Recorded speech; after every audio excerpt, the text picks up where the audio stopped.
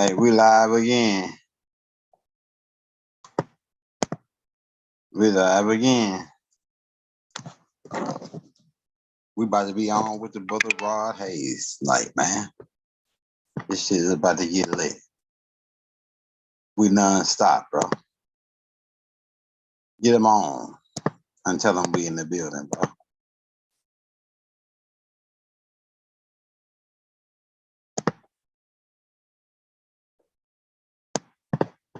Keep in touch, in touch.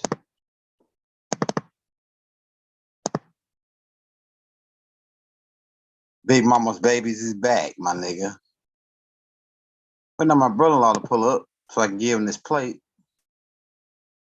So we may have to wait on the brother Rod. We getting everything set up, getting everybody in the building. We got so many topics to cut, man. Today, Hakeem, he wasn't feeling too good, so that's what slowed me down today. Because I was supposed to be coming back again. We did do one earlier.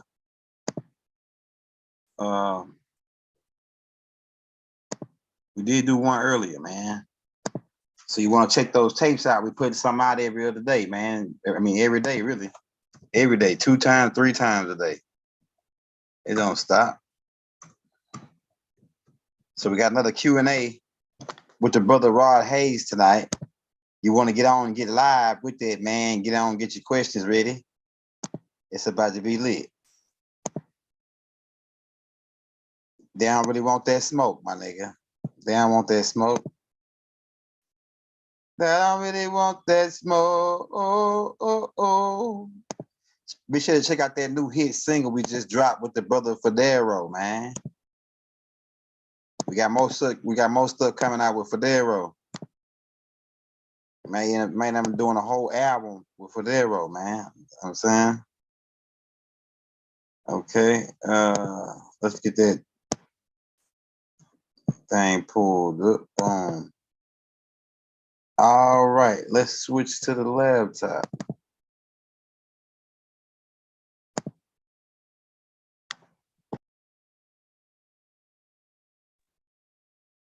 We lit. We in the building. We get that thumbnail pulled up for you. Get your questions ready for the brother Rod. He's about to get ready to come to the stage in about 4 or 5 minutes. You want to get your questions in that chat, man. Get ready for your questions when he come on. We going in another one. Open Vortex question and answer class. Big Mama's house. Yeezy's right. Free Larry Hoover. Free Malachi Z. York. Rod Hayes goes in. It's about to be lit, ladies and gentlemen. A surprise at the last minute. You know how we do it. We shoot the buzzer beater, baby. We shoot that buzzer beater. Get him in here. We shooting that buzzer beater. My brother-in-law should be pulling up. I'm trying to find the thumbnail, man. I can't even find it. There you go.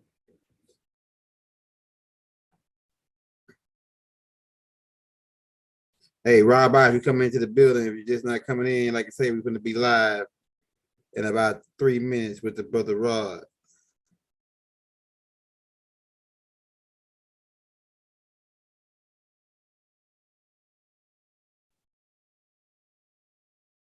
Let the brother know we live. We lit. We lit, baby. We live at 5.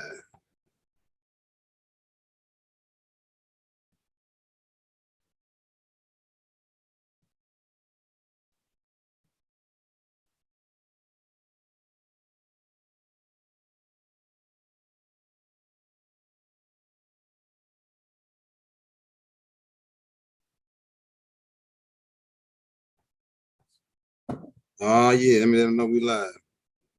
Oh, there you go right there. Oh, yeah. We already set up and we ready, baby. We already rolling, Rod. We already rolling. We hot. So what's the Big Mama's money like? Big Mama's money? What's That's big? That's the money of the pharaohs, buddy. Yeah, go ahead, go ahead. You ever hear people be talking about old money, new money? Yeah. They're talking about when old money is old world money, new money is new world money. Mm-hmm. Old world money is counted by a different standard because it's used in intergalactic exchange, whereas the new money, we only concerned with it into the billions, and now we're starting to look at it in terms of trillions because we can't comprehend the financial assets of an intergalactic trader. It's not even in our realm of comprehension. That's the kind of money we're talking about. But the money is the stored up energy in the energy reserve. Hey, so like the last class you like the class photo last one, you talked about the melanin being a universal currency and how they're selling it like by the dark matter. Hey, let me go ahead, my brother-in-law. Keep on going. I'm gonna get my brother-in-law. Yep. So the dark matter is melanin, but it's a different strain of melanin. It's the melanin in its raw, uninhabited form, whereas melanin in the skin has to be tempered so as not to be consuming of the organism, because the dark matter can consume the matter if it doesn't have a buffer between the two. So the raw dark matter in its raw form, you have to store it in a vacuum. You can't store it in a container. That's why it's so expensive. All right. Yeah, I'm back.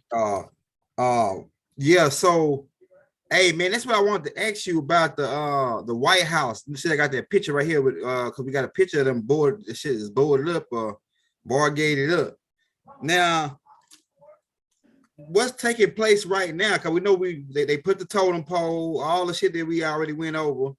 What's happening now with DC? Like, is it just completely closed, or they still trying to fake the funk, or and they still talking about this voting and shit? What's up with that? The vote, the election, all that's the stage show. Okay. What you see right here with the White House. Okay, yeah, right here with the White House. Oh, I got a better. I can blow it up for you so you can get it real good right here. Right here. Okay, now what you're looking at, those are 10-foot walls. Yeah, that'd be 10 foot. Mm-hmm.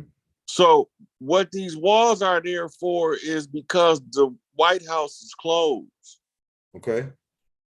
That's the state building right there where your so-called Senate and Congress at. Also, the Federal Reserve is walled in too, or it's about to be if it's not. All that shit is seized by the U.S. military for defrauding the people. Damn. So the Justice Department is under the orders of JAG now. They're not under civilian reign because they interfered with or interrupted a coup d'etat. When they interrupted the coup, that was the January the 6th opportunity to switch the power base. When the Viking hat-wearing guy who announced that he was a shaman in the public domain, and he sat behind the flag with the law of the land being taken over the Admiralty jurisdiction from when they said that Plymouth Rock, the good ship Plymouth, we crashed into their ship. So now we have to seize the ship by seizing the Senate. That's what he was doing. And he said he was there under white hat control, military intelligence. So when you're working under military intelligence like that, only certain people gonna know what you're doing. But anyway, this shit's closed down, and now they've been running JAG court tribunals. They don't call them courts; they call them tribunals. They've been running the JAG tribunals in DC and Gitmo and in Area 51 for certain beings that's that can't be exposed to the public right now. That's deep. That's deep. All this shit gonna come to a head, man. Everything I be saying. Yep, I know it. They got to show y'all what I'm talking about. Because I know what I'm talking about. If I didn't know what I was talking about, then I wouldn't be able to get the people attention like this. Yeah, you saying the right things, man. You talking about stuff that there ain't nobody talking about. Right. That's the thing. How the fuck this nigga sitting in Pontiac, Michigan, know all this shit and he ain't going nowhere? Yeah, right. Like it's like they know. I know how you doing it, but they probably can't explain it. It's puzzling to them. Right. It's the context. Right. How is it so detailed with what's going down? And nobody knows this. And then you can tell that I'm coming from the top of the head because I could tell you to pull up the reference at a moment's notice. That's what I'm saying. You freestyle. That's why I said that Big Mama, it's Big Mama's energy that's giving you. It's like it flows through you. It's like I'm gonna tell you what it is. I can explain it for a little bit. I can explain it a little bit. What it is you have access to the Akashic records at will. You can access them at will, and all you gotta do is just be in the right time and just all you gotta do. It's like easy for you. It's like effortless. You can do it effortless, and that's what they don't understand. They can't say how is he able to do this? This is not right. They don't think no being should be able to do it like that. That's why I was telling them the other day. I said Rashard Jamal is not in jail for stuff they're saying he in jail for. He in jail for accessing the Akashic records in the open. And they came to him, the Masons came to him and tried to get him to join, but he didn't. And then from that point on, they was out of him. He was deeper than that. Go ahead. The divine insight is a Toussaint, law virtue. Mm-hmm. They gonna be able to hold him when barbecue get the message and they start holding those Oshun return to Sweetwater rituals in Haiti because they closed the conjure. Mm-hmm. It's gonna change the energy. So now you got invading forces. Once they call the Oshun injury, the invading forces will automatically turn into the life-saving forces. It's going to be a 180 turn, about face, turn around, right? It's right there in your face. You're looking at it, but you don't know what you're looking at because it's been so long since the last time you've seen it. Mm-hmm. Nobody's seen the cleanup to this degree in so long. That's why motherfuckers can't be patient to see the outcome because they wanted to go according to how they understand the rules of Earth. Mm-hmm. They day-to-day life, they fast food culture. So they want Big Mama to work according to how they think she should work, but she worked according to how she worked, according to her pre-established laws of nature. Thanks. Right? So when you come into the knowledge of self, then you start taking the Hermetic principles, the laws of physics, and the laws of nature, and you begin to unravel that shit. Because once you see what it is, it's a hologram. It's a cross-convergence of ideas that manifest in the crystalline format before the eyes as if you are inside of a three-dimensional framework, when in all actuality, you ain't even fucking here. But you so consumed with here that you can't see yourself inside of the matrix because it's the matrix itself that is the illusion. Mm-hmm. And the matrix is in the mitochondria. So they're telling you where to find source. Because when you find the source of the matrix, you find the source of the power. And when you exercise the source of the power at its source, mitochondrial source, motherline, red blood cells, RH factors, RH positives, RH negatives, hybrid motherfucking reptilian mammalians. Mm-hmm. All this shit is a convergence. Even the DNA converged through the totem system. The totem system is understanding how to read your DNA because each animal carries a key to the code on the codon. But because we so God-minded that we forget that everything in nature is already within us. How in the fuck is that possible? And then you want to separate yourself from nature. and be part of what's unnatural by claiming everything that's natural is not part of who you are. Right. We are the sum total of all things in creation, and all things in creation is just an expression of who we are. It's the hologram looking at itself from the inside out.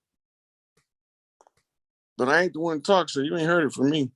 Man, you just said some deep shit right there, boy. You just dropped some balls, straight balls. Straight balls. Hey, he says, is the source the all? Is the source the all? It depends on perceptions, because your perceptions are the all, your perception of the source. If your perception is not the same, they're not the same thing. But if your perception of the source and your perception of the all is the same, then you fit right into Spinoza's motherfucking philosophy. I got you. You know who Spinoza was, right? No, I don't know who Spinoza was. He pull him up. Baruch. Let's get him up. Let's get him. He's supposed to have a debate. Baruch, B-A-R-U-C-H, D.S. Spinoza. It's Hebrew Latin or some shit. Jewish Latin or something. I got him right here. I got his ass. I got him right here. Get the one with the writing on the third from the right. All right, right here. So he was a philosopher and a physicist. All right, let me blow this up real quick. He was supposed to be Ashkenaz. Uh-huh. I know what you're talking about by the J word. Mm-hmm. The word everybody's scared to say now. Man, fuck them goddamn red motherfucking lied satanic Jews. So Spinoza, I don't know, you can't read it, it's kind of blurry. It says it has been the one song of those, I guess it's talking about a song, Spinoza. I can't really read it. Who is after absolute power that the correct of the de facto required that something should be conducted in secret. I can't really see, it's a little too blurry, but I can make out, I don't want to butcher it, but I can make out a little bit what it's saying. Like, but there were more such arguments discussing themselves under the mark of public welfare. The more cooperation is the slavery to which they will lead. I think that's what it says. Better that right accountable be known to enemies than that the evil secret of tyranny should be concealed from the citizens. They who can treat secrets, I can't see this, I can't make out this affairs. I think that's what it says. Something secret, the affairs of a reason. Yeah, it's absolute under the authority and as the blank against the, can't say that in time of to do may against the, yeah, I guess he's talking about a song or something, man, that he put out called Spinoza. That's what he's talking about. Are you there, Rod? It was pick Rod up. No, I'm here. Can you hear me? Yeah. What was Spinoza about, though, you said? He was a philosopher and a physicist. Okay. See, he wasn't a musician. So what they're talking about is his doctrines. You might have to go get another one where you can read some of what he be talking about, because he be on some. So, you know, he supposed to had a debate with Master Muhammad on the radio back in the 19... get the hell out of town.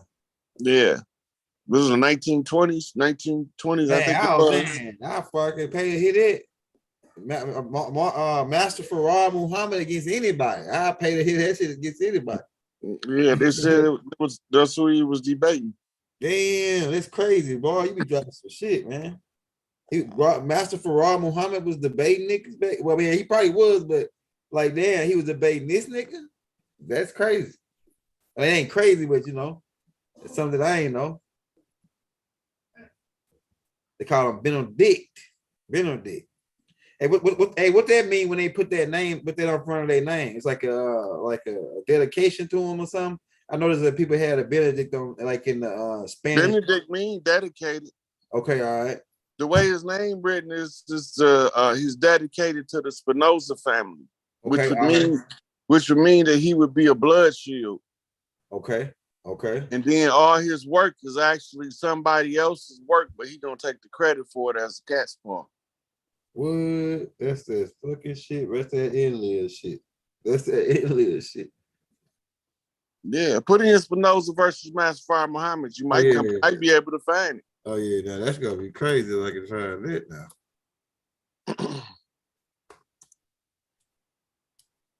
Oh, this shit pop up. This shit's crazy.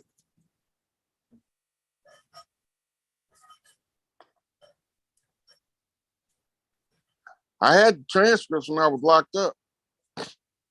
Yeah, it's probably right here. Man, I sure like to have that damn transcript. Go to the main page. You might be able. It might be right here. Hello. That's supposed to have been his Albert Einstein debate. Okay. So he debated Albert Einstein, Master Fard Muhammad. Damn. Man, this right here might be some heavy duty shit right here. Yeah, that's Wallace Died Ford. Yeah, versus his Muslim name is Abdul Wali Fard Muhammad. Yeah. Oh shit, we better get into some shit here because I'm doing a tape on the Nation of Islam. You just gave me some more Jews to put into this shit. So he battled Albert Einstein. This nigga was battling straight geniuses. So he had to be a genius. Well, he couldn't be no goddamn fool. Hell no. No, he battling Albert Einstein. That nigga Albert Einstein was using like 16% of his brain. I believe him to be a part extraterrestrial though, Aldebaran. Or some kind of connection with Nicholas Tesla. Hey, you know, Albert Einstein spent more time teaching our children in the university than he did anybody else. What? Oh yeah, this is about to get good. Hey, hit that like button, y'all. This is about to get good. We just not getting started. I can feel Big Mama warming up right now.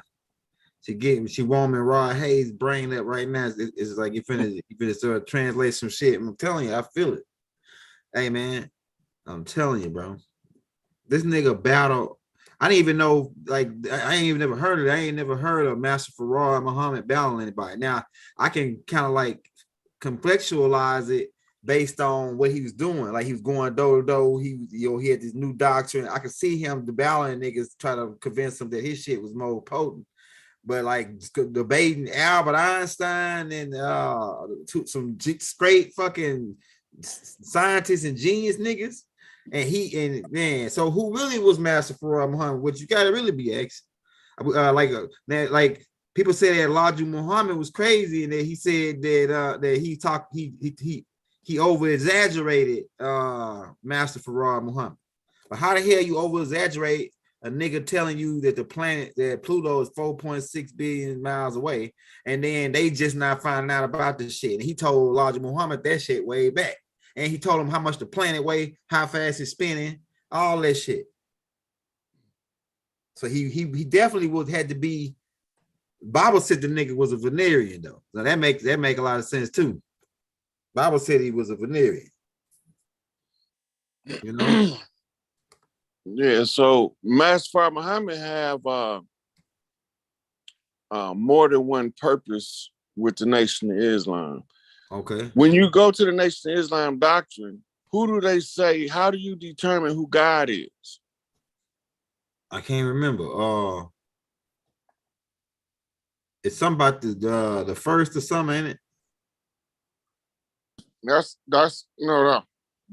They said God is the wisest living man on the planet at the time. Oh yeah. Okay, all right, yeah. The supreme being. Okay, I know what you're talking. Now we think God and Allah is the same thing. Okay.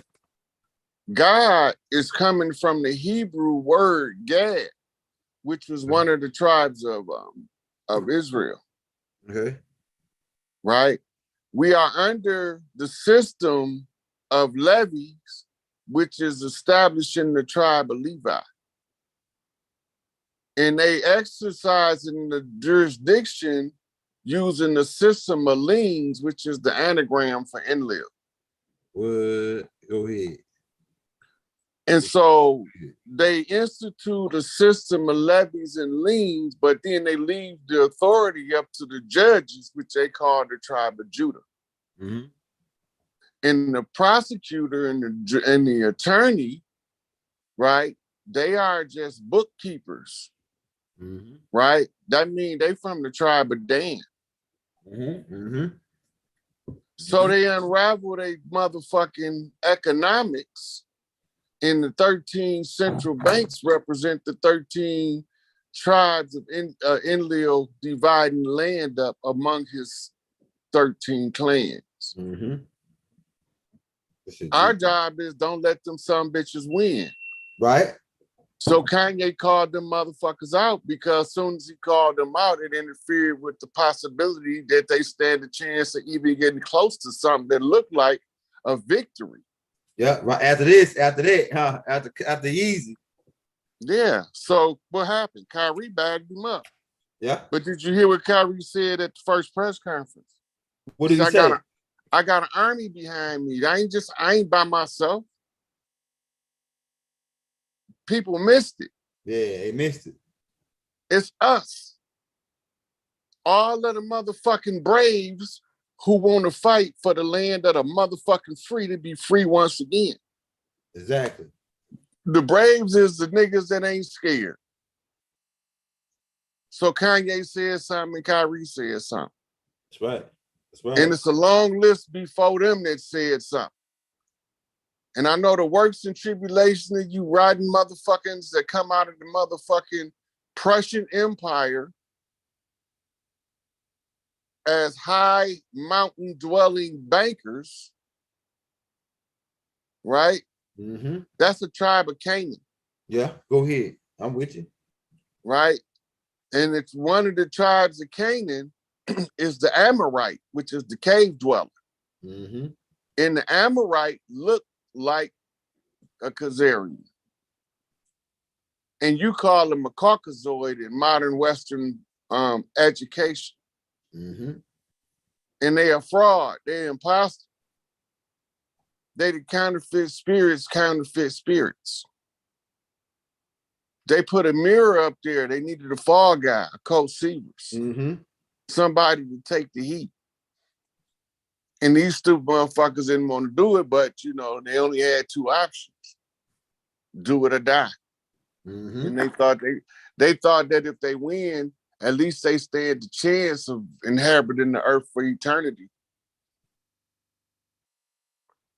We want our paradise back. So we need to get these parasites out.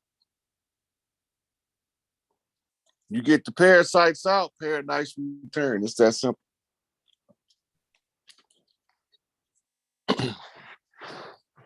Hey, Master Muhammad was a Sufi mystic. Go ahead. You want to say that? Go in right now. Go ahead. When you study Sufism, all of the Sufi rituals was the earthright women's rituals.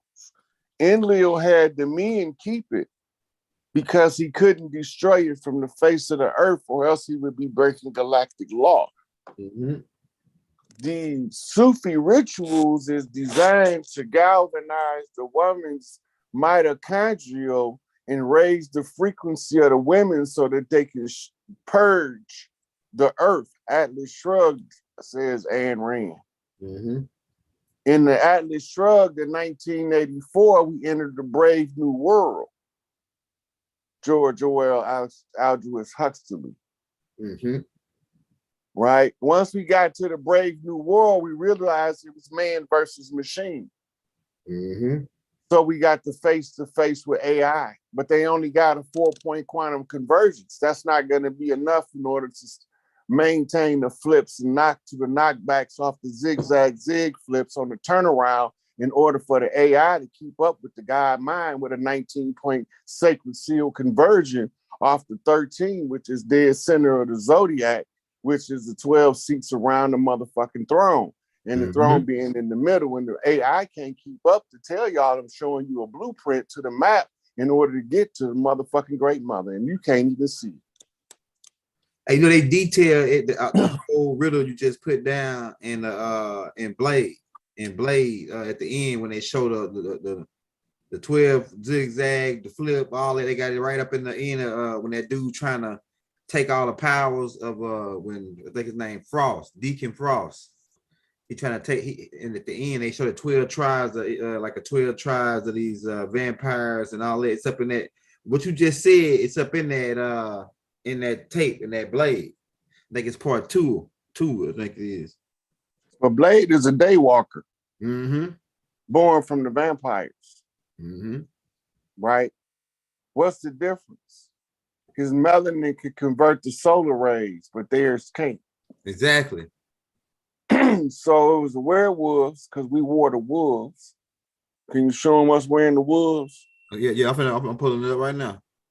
This what I'm talking about when I say the way the code that you spoke it's on these tablets they got up in here. But let me just get the Blade. Okay, let me make sure I got Blade. Not Vampire Diary. It's Blade. And you said showing what now? See the Willow Peak on Blade too, don't you? I'm telling you.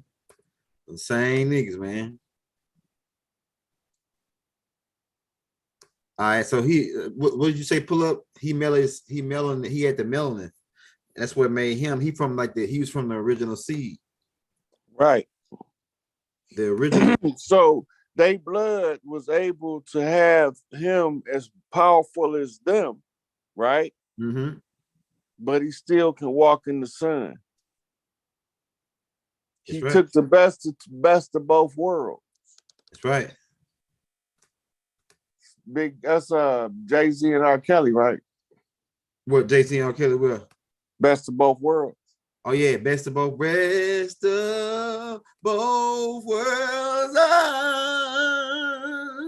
Nigga Kelly them hard. That was hard. Best of both worlds. That's the New York Chicago connection. Yeah, that shit is fire. On the music, R&B, hip hop, unity knot. Right? Yeah, go ahead.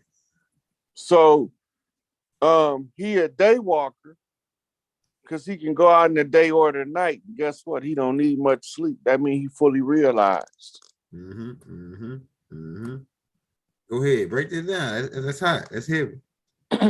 So he did the shadow work, which gave him control of his shadow self, which was whatever in his bloodline is part of who he is. So all you got to do is don't neglect who you are, embrace all that shit, the good, the bad, and the ugly, and purge all of the shit you don't like. I ain't passing them genetic traits on. The power of your will gives you the right to change the blueprint of the template in order to rule out the shit you don't want in your motherfucking DNA. But you first got to be confronted with those same ancestral demons. They call it in Dianetics contagion or aberration. And L. Ron Hubbard wrote in Dianetics, contagion or aberration is like a disease. It's like a common cold sweeping through a society, consuming all, having no motherfucking respecter of none until it's stopped. Cold in its tracks. Wow. Dianetics stops the motherfucking thinking error, the aberration, the same as a motherfucking antibiotic stops the cold. But the antibiotic don't stop the cold though, but you get the point. Hey, I think another thing they saying like scientifically, they saying like that it's black or this melanin genetics, we the same. We a certain type of people that can walk in a day, but we reptilians too, or we the original people. And that's what give us this power, like he got. So you go back to the Anunnaki tablets. Okay. And when the conversation between Enki and Lil was going on about the remedy for the creation that they created a sentient being that didn't have the right to ascension, which was always the terms of contention between the scientists of Nibiru and the priests of Nibiru. This is why the priest wars is fought scientifically, because it's got to come from a spiritual science that can override the science of the linear logic, the base logic, which is the base computer system. The base computer system is the mainframe. So we needed to have atoms or apps, as they call them now.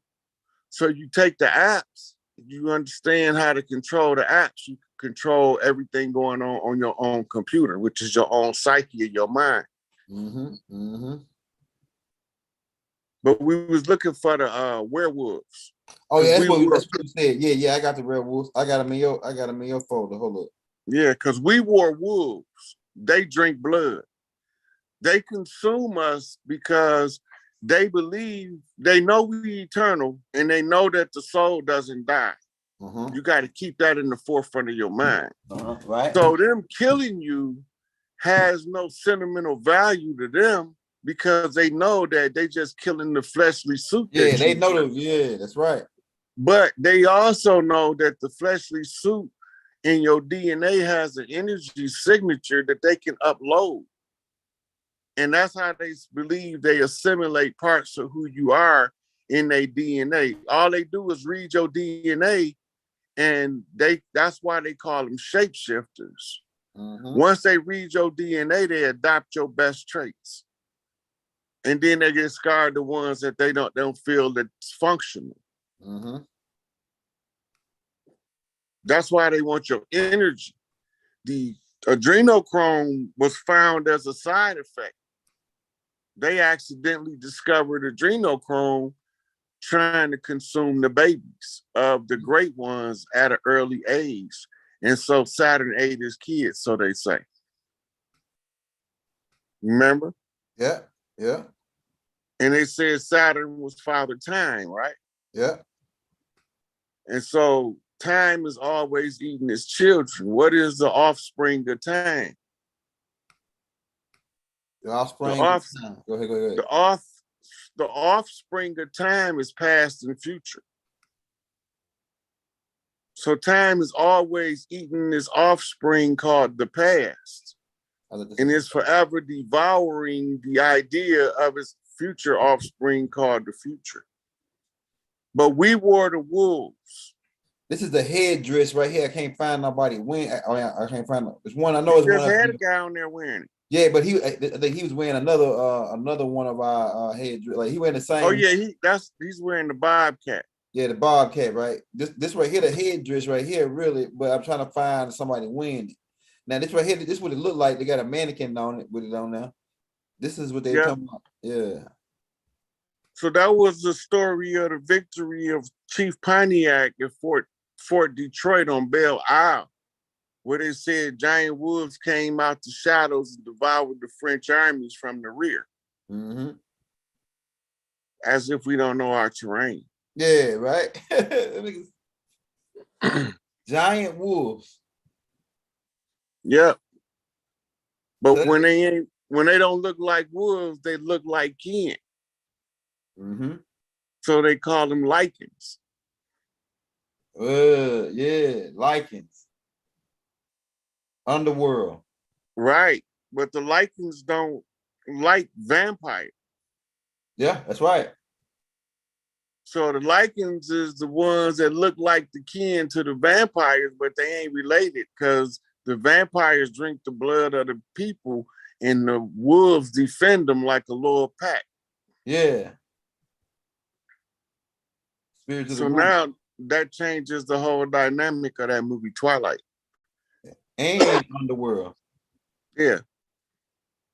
And that's why the goal in Underworld was to create a hybrid of the two that would be able to rule both of them without taking sides with either side.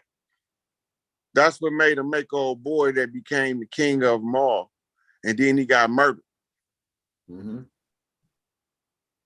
So these dirty guys are these troglodytes, what's a whole bunch of names you can call them, Luciferians, whatever. These beings are the dirty guys that look like us but ain't us. They were going around eating babies and drinking blood and shit. This is their thing, right? So they come over here. That's how they keep you oppressed. Okay. Bloodletting rituals keep the people in a stupor where they can't really think clearly. That's why they tell you if you get fearful, the adrenaline will run the angels away from you. That's right. Because the human is the most dangerous thing in the world, in the universe, when it's angry. Because the human hasn't realized the potentialities of the powers it can harness once it can control the emotional outlet. Mm-hmm.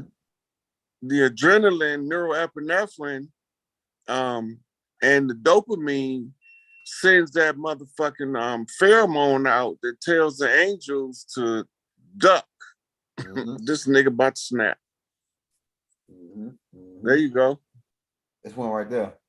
Mm-hmm. So these dirty Moors, when they came over here, these beings, and we were fighting these beings at night, and they said they saw smoke and it started smelling like ass crack and shit. And then all of a sudden, some big ass wolves jumped out of cause you know how we do shit as natives. We've been in trees. You know, we had the skywalking niggas. Remember you say you listen, you ever see a ninja movie? Yeah, like how you know what? Yeah. You know when they throw that ball down and the smoke pump plume comes up? Yeah. You know, we used to make those over here. Yeah, I know. That's what I was saying. That's what I was just saying. Yeah. And that's where the smell came from too, because all you have to do is mix some sulfur in there and it smells like a dead body damn near. It stinks so bad. Yeah, that's what I was really saying. See, people thought I maybe was joking when I said that they said it smelled like butt crack or something like that. And then these wolves jump out of the damn trees, big ass wolves. So, but it really was us wearing these, because at first I thought it was just real wolves, like some kind of mythological story. But now I'm seeing that these niggas was us just dressed like wolves with the wolf headdress in the trees and shit. You know what I'm saying? Because look, somebody told a story, right? And they said that about the marijuana, right? And they said that he said that we had the shit over here at first. We had it. We was already over here using it, but we used it as a piece to make peace amongst each other. Like it's a little bit more intricate than making peace. Yeah, could you break that down? Like because when you smoking the blunt with somebody now, or back then we would smoke a peace pipe with you. Yeah, the peace pipe. And that's how we knew if you was lying, because if you smoke the peace pipe and we talking and you lying, I'm gonna feel what you feeling while you lying. So therefore, I'm gonna be your human lie detector. That's why they made everybody smoke the peace pipe. We ain't making no deals with you unless you smoke the peace pipe. Wow. As soon as you smoke a blunt with somebody, if they over there telling a lie, you're gonna be sitting in the corner talking about, man, that nigga so high, he's making up all kind of bullshit. That's how you justify it, but you know he making up bullshit. Yeah. That's crazy, man. You just gave me I thank you for that, Rock, because you just gave me another perspective on it. But we didn't just use marijuana only in those peace pipes. We smoked other herbs too. Lavender, rose, different a mixture, potpourri. Yeah, different herbs, different aromatic herbs. They also had beneficial properties in a smoke form as an inhalant. Remember, we didn't have an asthma sprayer. So we would use the smoke to get the medicine into the lungs. Yeah, because sometimes smoke can clean out the mucus out your lungs. It gives you mucus, but it also make the mucus come out too. Smoke. Right, but depending on what you smoke. Yeah, that's right. Because the smoke of different things serve different purposes. So that they think that the peace pipe was always marijuana, but it was probably marijuana mixed with several other herbs. Sometimes tobacco. Yeah, that's right. That's right. We called it wacky tobacco. We mix tobacco with the herb. Mm-hmm. Wacky tobacco. Yep. So the tobacco have a long cultural history with our people. That's right. Go back and look at what the big trade stocks was when the settlers came. One of the major trade stocks was tobacco. We don't remember that shit. That's a fact. That's a fact. I know that's a fact because tobacco was bigger than tea. That's right. They just used the Boston Tea Party to prove that a goddamn shipwreck took place. And we fell for that shit and celebrated it like it was a goddamn monumental victory for the people.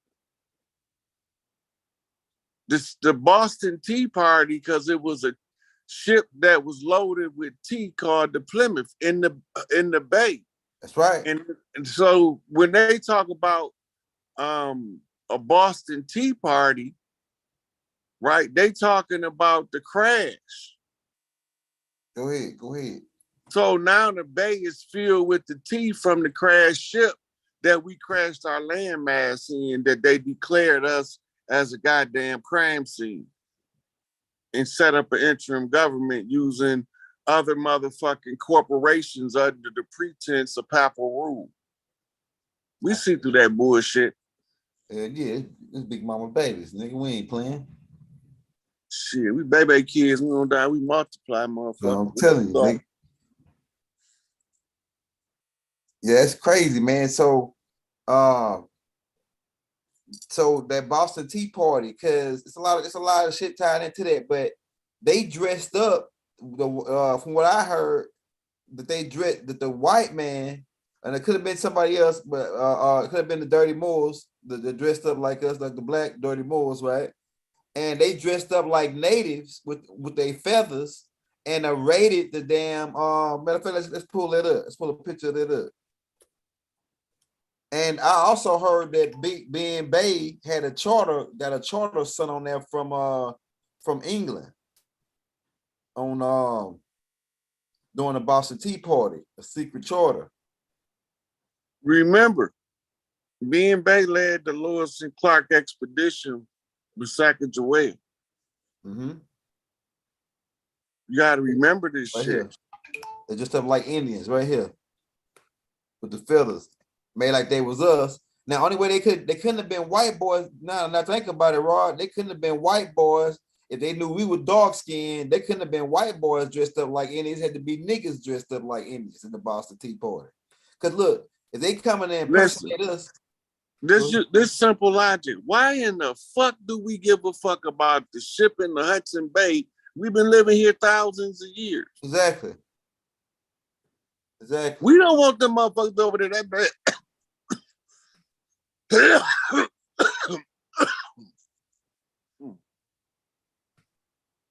This was some dirty Moors that dressed up like Indians, bro.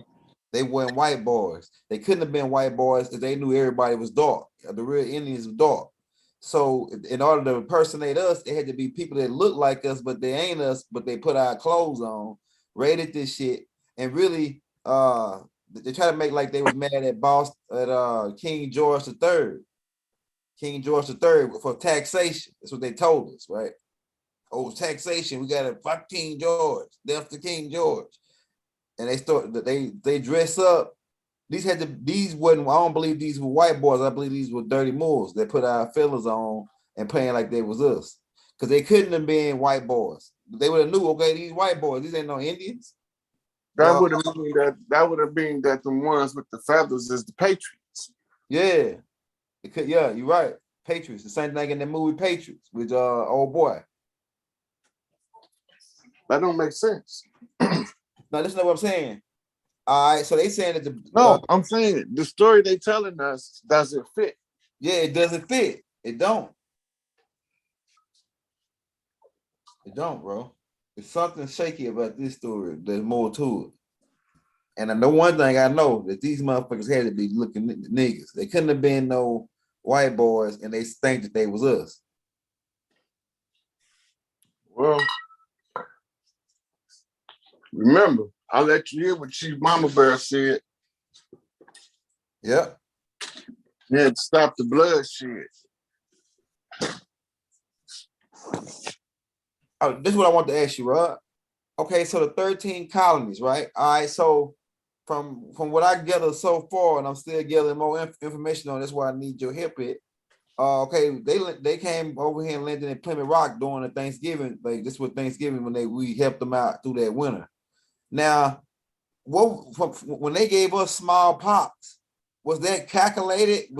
I know it had to be calculated, but like they had already said, oh, we're gonna just come over here, we're gonna see these niggas, we're gonna give them smallpox, wipe them out there and set up the 13 colonies. Like, what was the play on that shit? Like, how did they play that shit out like that, you know? That's an old strategy. It's an old Roman war strategy. They also use it in prison here. You put your knife in the bag of shit and piss and let it putrefy. Yeah. So you have all that bacteria when you stab somebody. Yeah. So it's all the same thing. It's the same strategy. It's just repurposed for the conditions that they under. It's the same old strategy, nothing new. So genocide us, come over here, figure out if we nice guys or not. They probably already knew we were nice guys. And then they said, genocide them. And then once we saw what was happening, they started slaughtering, locking us in camps and slaughtering us, right? And then that's why I say, okay, that's what Rod Hayes say. That's when the wars took place. Once we found out what they were doing to our people in the east, on the left side, we had to go and leave and say, let's go get these niggas. These niggas taking out our family. So we left our homes and went to fight and stop this genocide, pretty much.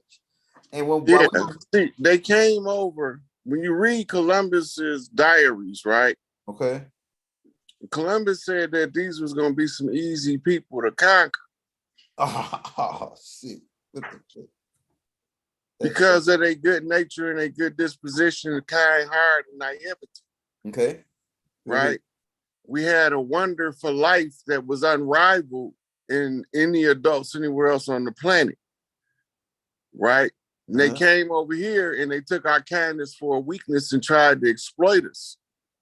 It led to all-out war. Look at the congregation of the people in the Americas. Everybody is surrounding the Gulf. Okay. In the inlet to the north, you have Florida.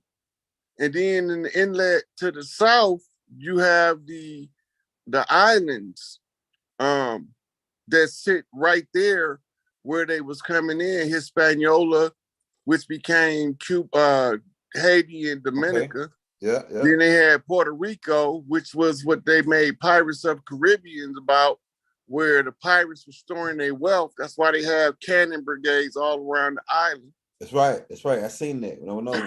And then you had Trinidad, Tobago, where they was going down there. They had them growing sugar cane and sweet potatoes to farm sugar, right, and coffee. Right, they were sending all of the islands was growing coffee. The cash crops. The crops was the source of the wealth, and they needed the people from the land who knew how to harvest from the land. When you go back to Martin Luther King, when he was talking about they mechanizing the farms for the settlers, but they crossing us out in the whole process after they got tricked us into teaching them how to work the land as sharecroppers. See, they tricked the shit out of us. But it's a good thing that we had some people that don't look like us that had our best interests at heart, because they made it where we would be able to see this shit for what it really is. Right? So once we start unraveling what's going on the land in front of the people, then the people can realize, hold up, these motherfuckers told us we came on a slave ship, and they never said what happened to the millions and million of the Rock's people that was already here. That's right. That's right. Right? They try to write it off and say we died off with smallpox and the settlers bringing the venereal diseases and shit over here. All that shit was not enough to our immune system, as you can tell from the Tuskegee experiment. Don't let us go out like that. That's right. Let's go, baby. But they want to tell us that narrative in order for us to believe that we came on some goddamn ships from across the water. Now, we was trading with people from Africa and intermarrying with them the whole time we've been here. It's the same way on the West Coast of the Americas. We was trading with Polynesians and motherfucking Chinese, Japanese for thousands of years. That shit not new. That's facts. Right? So that's why the people look more Asian on the West Coast than they do on the East Coast. And the ones on the East Coast have more African traits than the ones on the West Coast. That's but right. The oldest tribe is them red motherfuckers with the nappy ass hair that was already here. In the Mississippi Basin the whole goddamn time. We the Bigfoots, motherfucker. Yeah, right. We the Bigfoots. What do that mean? That's a term that they apply to the woman that's the slippers. The one with the slippers is the big mama with the big feet. That's big right. Mama put on man shoes. Right? That means it's time to take care of business. When mama get to stomping her feet through the house, you understand why they call her Bigfoot. Go ahead. You own something, man. You own something right here. Right. So down they make it into a mythical creature out in the wild that had a large footprint. And it was part primate. It kind of about the size of King Kong, or at least Mighty Joe Young. Right. Those were called Australorobustus and Gigantolopithecus. Them the creatures that they trying to tell you is Bigfoot. Yeah. You want to look them up? Yeah, let's look them up. Let's get this, man. Let's go, baby. Hey, spell it for me.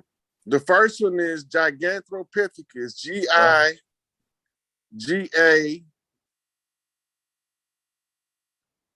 I got it. I got it. Oh, then hold on. I got it.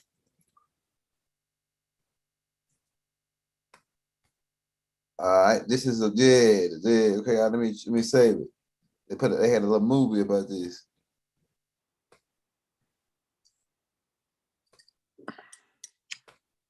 Man, this is a big ass word. Gigantopithecus. White folks be making it. Why you just can't say, 8 big ass 8? Yeah, I gotta come up with all this deep ass shit, man. Like, oh, it's a jacka-paka-paka-paka. Fuck all that shit, nigga. That's a motherfucking 8, nigga, with a flat face, nigga. That's what that is. You know what I'm saying? Mean looking 8, different looking 8. Yeah, that's it. Orangutan looking 8. Yeah, it's a little bigger though, like yeah, but it's huge. This motherfucker huge. Like he the real King Kong, kind of like the, let me blow it up real quick for you. Okay, that's interesting, man. That's 8. You got to get the other one first. Well, this one right here? No, the other one.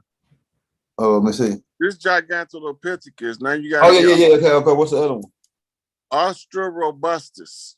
Austro. AUSTRO.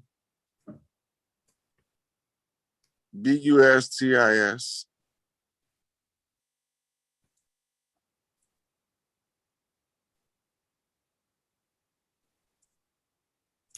Archetype.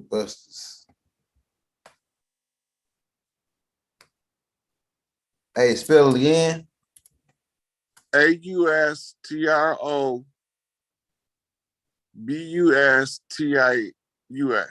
I think it is.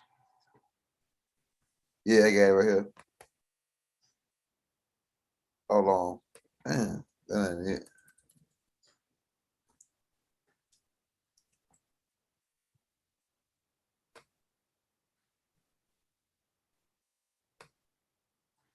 Oh, it give me a vampire when I pull this shit up. I can't see what you're writing in there, so I can't even That's tell. RS. It's AUSTRO.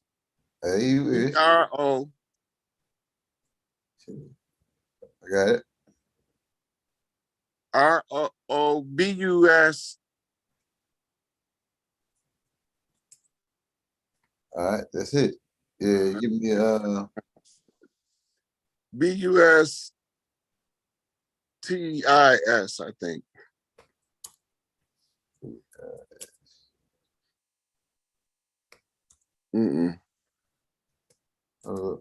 Okay, there's there another. you go right there. There you go right there. It's with a P. You had it right. You said instead of the B. You might have was saying P. I thought you were saying B. You might have was saying P, right? So it was a P with a B was supposed to be it. That's what it was. This right here like supposed to be like the Lucy type, right?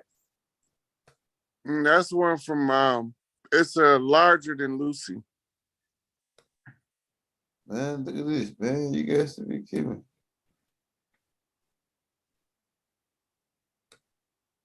It's larger than Lucy.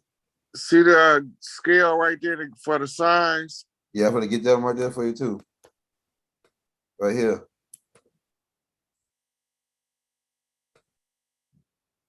They walk kind of like the first level of the humanoid, like so they like before the Homo erectus too, or the Geno. No, they already erectus.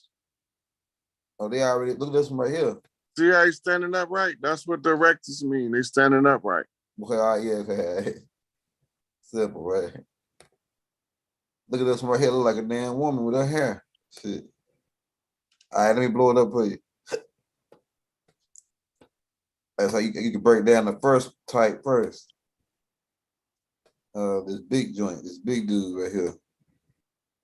That's okay, these are commonly found in skeletal form in the Far East, in Asia, China, Tibet, up in that area. They also, in modern times, they have sightings, but they call them the Yeti. Yeah, Yeti, right? After the Yeti cook. Right. Now, the Yeti is supposed to be one of these whose hair is white. Mm-hmm. Now, it can either be white from age, or it could be white due from losing pigment, or it could just be a natural white-haired ape with still got pigment. Mm-hmm. Then it could be also an albino. So it's a lot of possibilities as to what could cause the hair to be white. But the ones that they call the Yeti is normally described as having white hair. Some people describe gray hair, salt and pepper, and some has described them as this color. Mm-hmm. Mm-hmm. Right? So the ones over here, they call, it's the same thing. When they describe Bigfoot, they just don't describe the signature crest of the orangutan on it. Mm-hmm. Right. Right. So they got a chimpanzee they call a super chimp that gets as big as a goddamn gorilla. A super champ. Now, that's interesting. Pull it up. Yeah, I gotta pull it up. It's called a super chimp. So like the smartest one is the chimpanzee. I think that's what it said. Super chimp. Let's look at this shit, right? Let's look this shit up.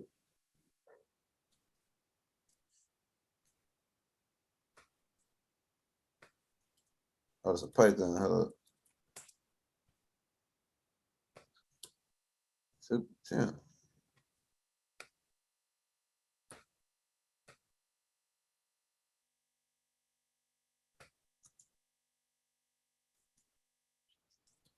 Let's see if we get it. They're still making it hard for me. Champagne. I can't see the space bar, so I can't tell you if you Yeah, just yeah. right. I'm typing it in, so it's putting me a pipe some. All right, here we go. Let me do it like this then. I know how I'm about to do it since it's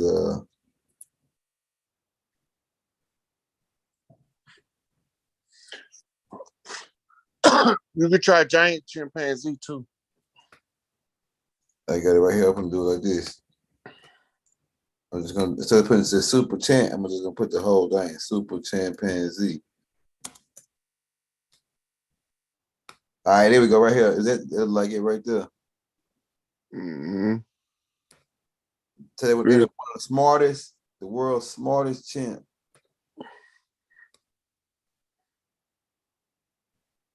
These the monkeys they be having in the movies and shit that Clint Eastwood had, ain't it? No, these are new species they just found in the 90s. See the one right there on the left, second from the top? Yeah, right here holding his hand.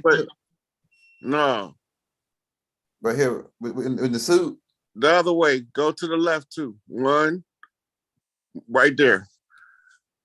Them motherfuckers. Big giant. He about that. You tell how he look. He look at the camera. They with the business. Like, yeah, nigga, I'm about to get him standing up right there. I don't even know. Look at his hair. He look crazy. Yeah, they with the business. That's one of them right there. Yeah, I got now it. He's standing as tall as a gorilla. Then the average gorilla is like 6 feet tall. Yeah, and he taller than the gorilla. Oh yeah, that's a big old. He look like you don't want to come in contact with him in a while. You might have to kill him. Don't it? That's how them niggas be looking when they like them little kids when they get mad. Like, oh, you want to fight? That motherfucker look like Cobra from motherfucking Planet of the Apes. Yeah, but that's what they look like. And then they got this crest on the top of their head, like a helmet crease in the top. That's make them separate from any other species. That's interesting right here, man.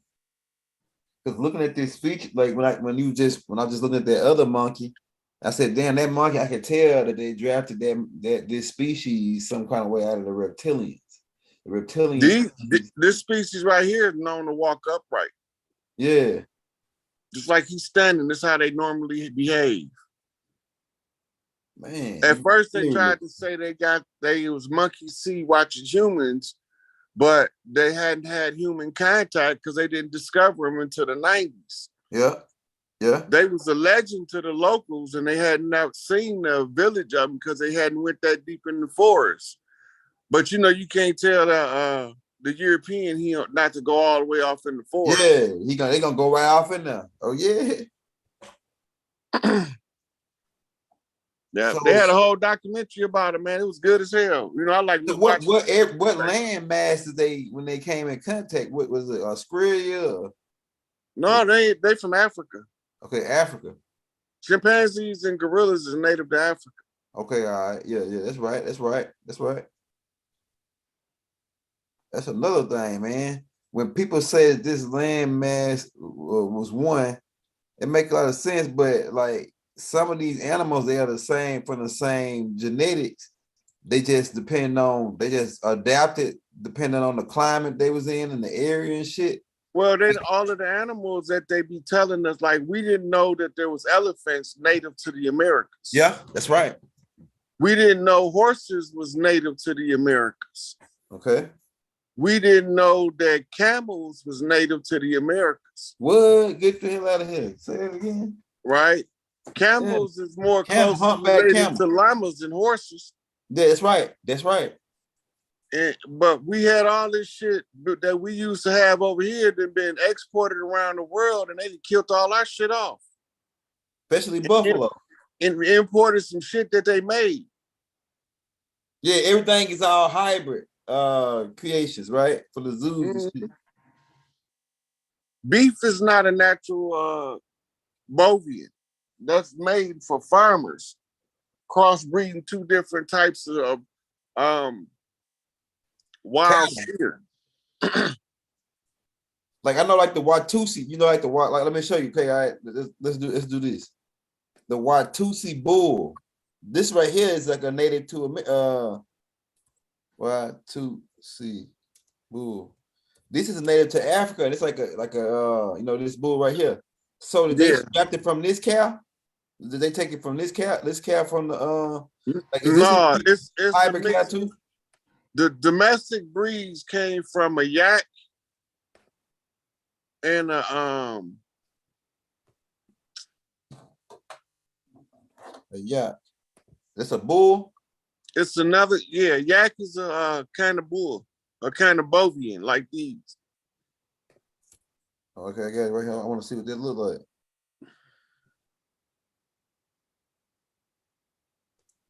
YAK. YAK. Ooh. All right. Okay, they look like a bison. It look like a buffalo kind of. Yeah, it's kind of like that. And then the other one is a wild oxen. All right, let's look at it.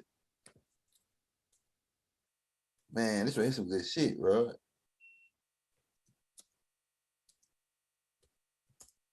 The wild oxen is native to Asia.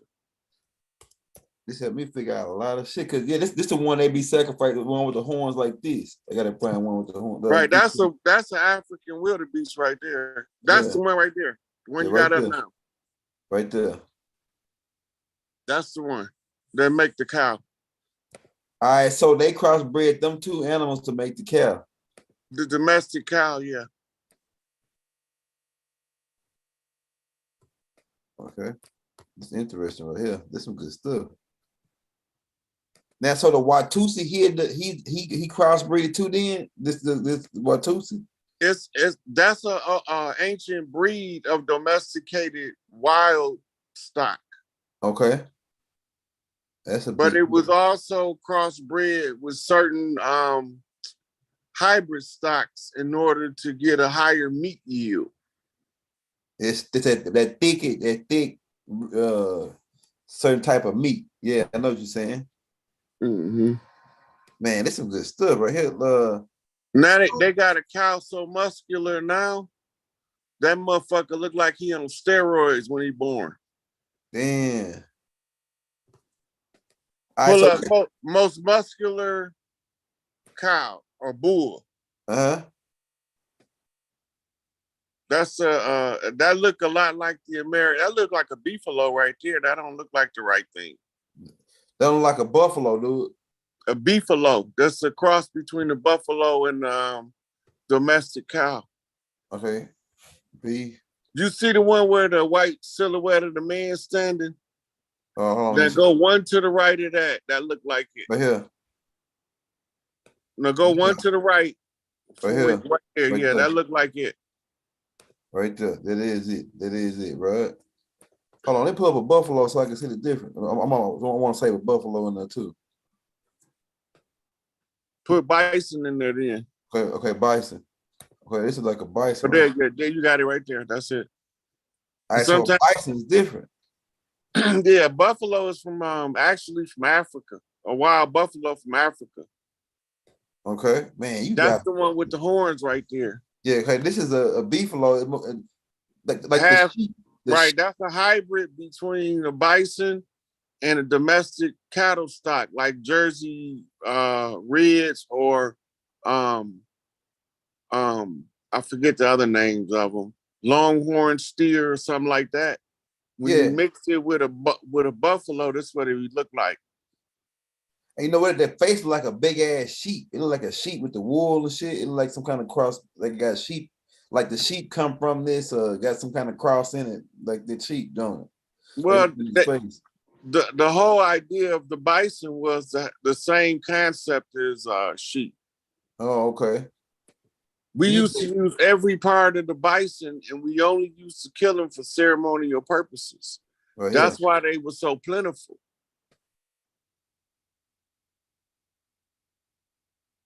You see how he look all muscular and shit? And look, the goat too, because like the billy goat got that same little. Yeah. Yeah, the goat. Like, so what a goat? Like the goat is another crossbreed. No, the goat come from mountain goats. Okay, all right. That came down into the lands and begin to change as they graze the fields. Okay. Then the humans begin to domesticate them and breed different sizes of goat. Okay. You got miniature goats that look that a little bit bigger than the Chihuahua. Yeah, yeah, miniature goats. I seen some miniature goats before. Billy goats. My granddaddy had billy goats. Yeah. Hey, check the comments, see if the people got any questions. Yeah, that's what I'm looking at. I'm looking at, okay, what's in Brazil in the update? Hey, Brother Love said, what's up in Brazil? Any updates?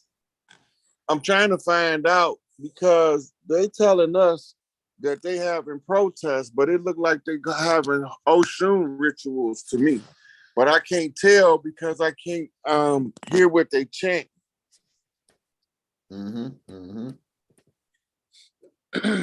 Okay. And they're not chanting that shit in English, and I don't speak their language. Yeah, Brazilian or some shit like Spanish. They speak like one of them Latin languages. If I'm not mistaken, I think they speak Portuguese. Okay, Portuguese. Well, it says wrong about what Yeezel. Okay, yeah, the GMO cows. Hold up. Hey, drop your question and just say, how do I contact someone in Florida for the ocean ritual? Look, go back to that video I did about it, and the sister's on the video. Then you can look her up from there. She give you her information on there. Okay, it says, who are the Tartarians and Tartarians. Tartarians, and they fight for us. Fighting, I guess the Tartarians is the ones they thawed out in Antarctica. Okay. I told you when they found the people flash frozen, they used the thawing techniques from cryostasis in order to thaw them out. What? Look that shit up. I ain't heard of it. Once they learn how to thaw them out, they could thaw out anybody that was like, when you got to be frozen a certain amount of time or your body won't respond to the thawing treatments. But if you flash froze like them people was, those are the easy ones to thaw out. And they fucked around and thawed one out, and he was trying to get his people together. And that's how the Stargate Code was accessed to call the Galactic Council to say, what the fuck is y'all doing? Hey, one person said that they eat meat in ancient Kemet, like back in ancient Africa, that they eat this type of meat, like buffalo. Look, you can see them doing barbecues in the hieroglyphics. That's right. They used to barbecue a whole cow. You'll see the cow laying on the barbecue pit with his feet in the air. Yeah, they rolling them. They rolling them around that thing like the rotisserie joint. He'd be on the grill. Yeah, so like, yeah, they got him like hanging, like, you know how they have him hanging like with his feet tied up, and then they got him over like a fire. Just like, I saw a picture like that. Yeah. Like a grill. They got a couple different because they used to cook meat in different ways, right? Ceremonial meat, beef and pork is ceremonial meat. You ain't supposed to eat that shit every day. Yeah. Your day-to-day diet should always consist of what you would call small game. Big game is for ceremonial purposes. That's why you kill a big animal to feed a large portion of people. Yeah. But we got so detached from nature, right? Because if we needed 10 bison, we wake up in the morning, if we ain't want to go hunting, 10 bison will be grazing right there for us to slaughter. Yeah, that's how the energy was back then.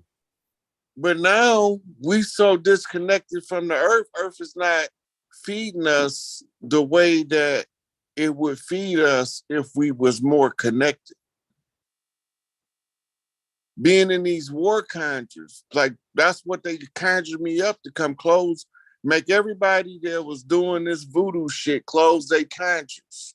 Yeah, you're doing it, bro. At the close of the age, all major conjures must be closed. And we close in the Haitian conjure, right? That's already underway. Now we just gotta wait to get messages back and forth to Haiti about calling the Sweetwaters back in order to reverse the hostilities and turn the world into their friends, because everybody about to kiss their ass. Because Haiti about to be the ones with the first motherfucking power, because they the one had what's called the prevailing war conjure. Meaning that their war conjure success contributed to the success of every other successful venture, right? So then we got protracted struggle, where sometimes it appeared to be a defeat. It was a repositioning of the resources, right? So the military strategy is applied across universal lines, right? Once you cross universal lines, now you got to use a higher motherfucking law than man's law. And that C. Freeman Hill say you only got a certain amount of time to learn this shit.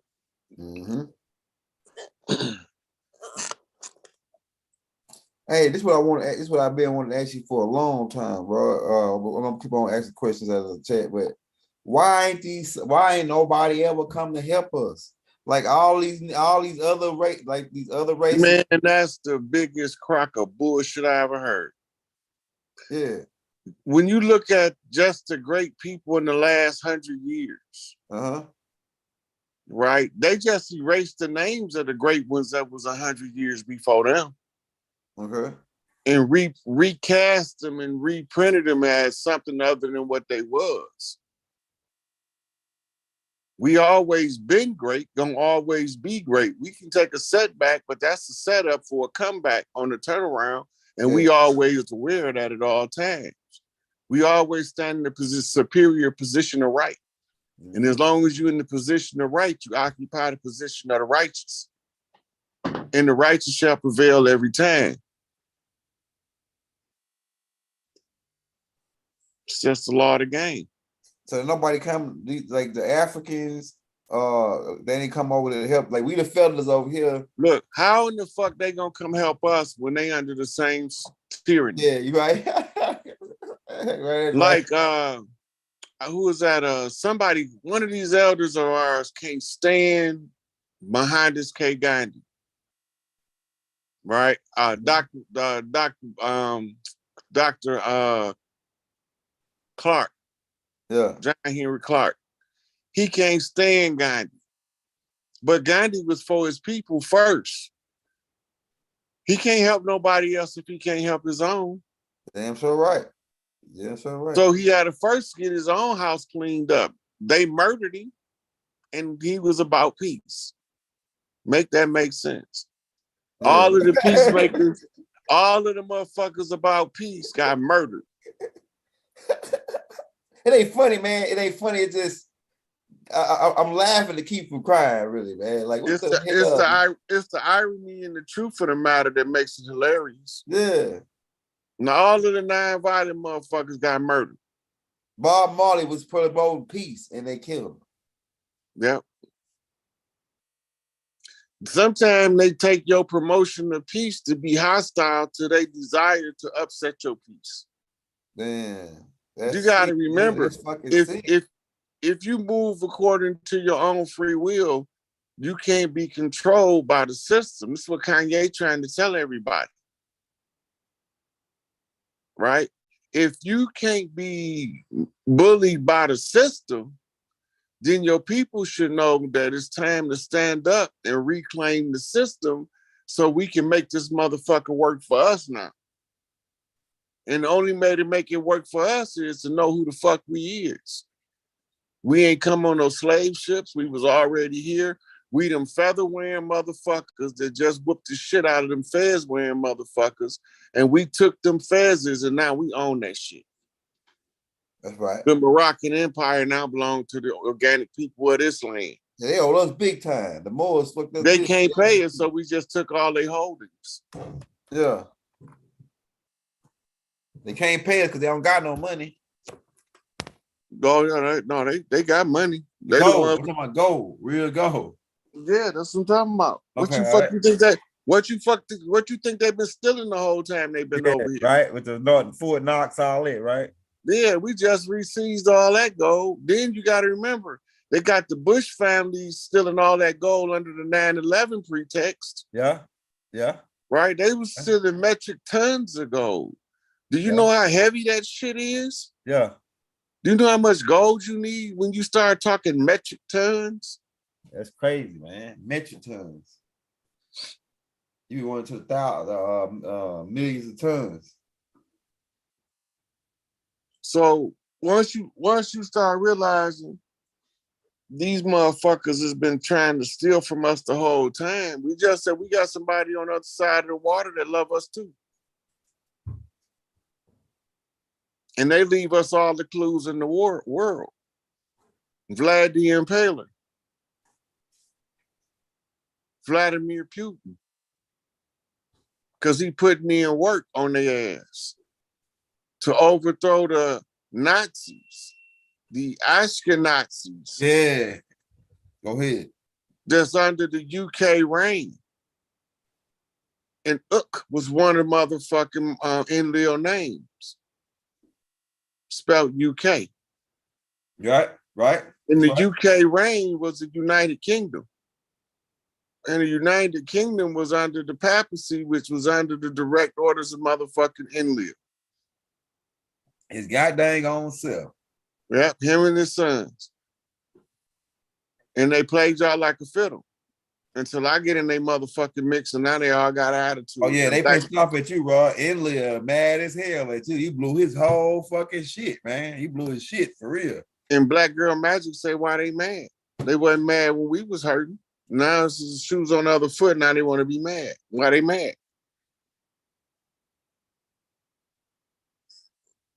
Then you got his own grandson telling the truth on his ass. That made it like, man, this nigga, this little motherfucker, Rod. That nigga Enlil pissed off like a motherfucker. That nigga up there hitting him a joint right now, like I gotta, man. And then he can't fuck with you, so he like, man. Hey, so in the Masonic literature, when they talk about being sold by your uncle,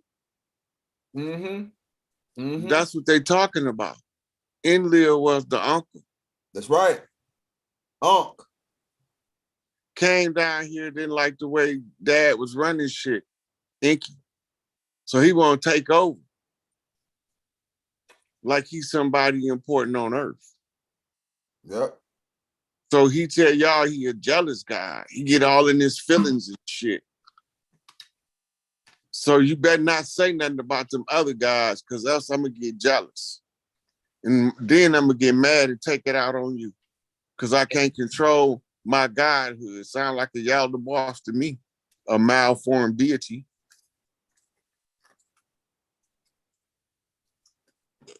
Enlil was full of shit, man, with the type of mind. And to me, it was but when you started telling me like last week on that tape where we did the hologramic board game, and as I said and listened to that tape again, and then thought about ponder all the shit I already knew in my head about how it was being played out. I said, this motherfucking shit is a board game. This nigga doing shit for amusement. Even if you just play the stories out of him making bets and deals, and this nigga, and to me, it's like he wanted to cover up the evidence, because if you read the storyline, he wasn't supposed to step in, upgrade these Homo erectus or Homo. He went to Homo safety. He wasn't supposed to do that. They weren't supposed to do that. It's against galactic law. Excuse me. So no, where they fucked up at is they created a parallel sentient being on this planet. Go ahead. Without going through the proper channels of permission from Prime Source. That's right.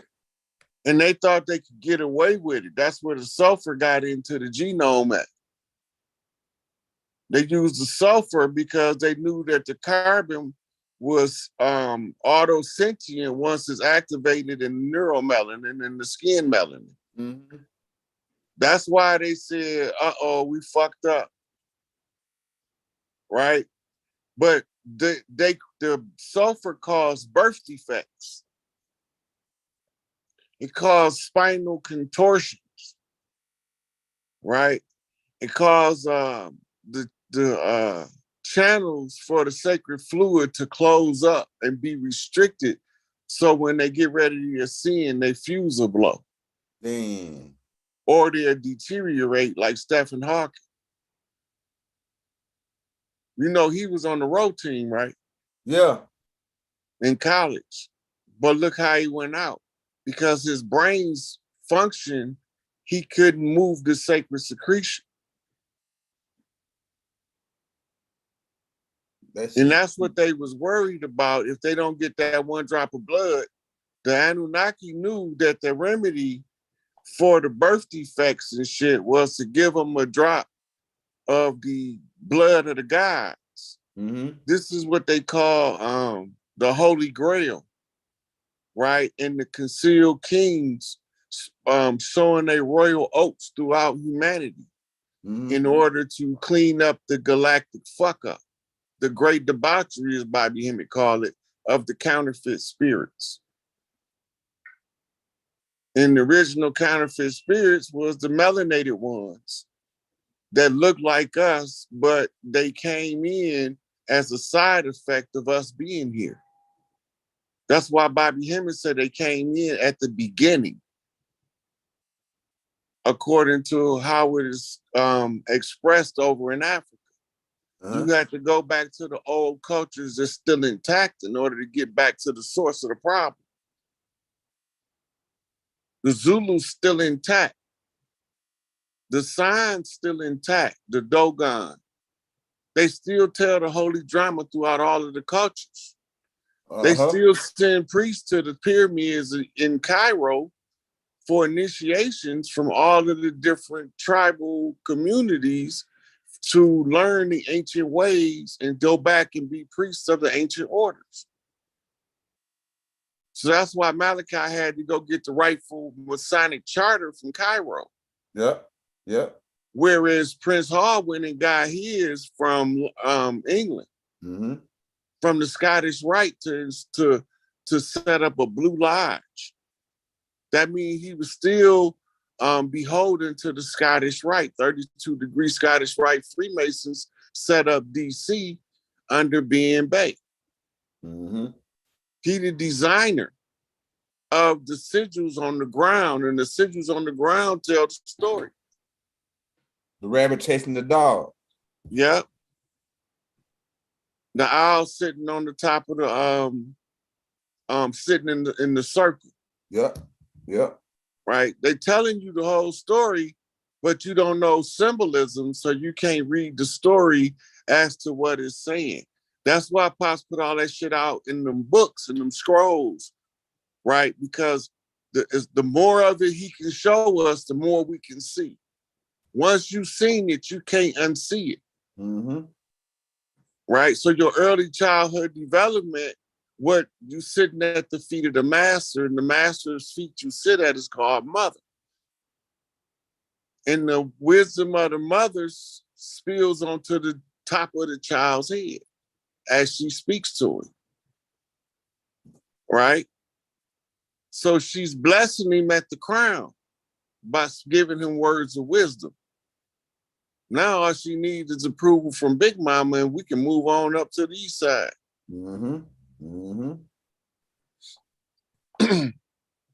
Big Mama give her permission by anointing you with the sacred crocodile oil that she had blessed by the Sobek priests for the purposes of Christ, anointing the one with the cross, Al-Mashiach, the Messiah, the chosen one.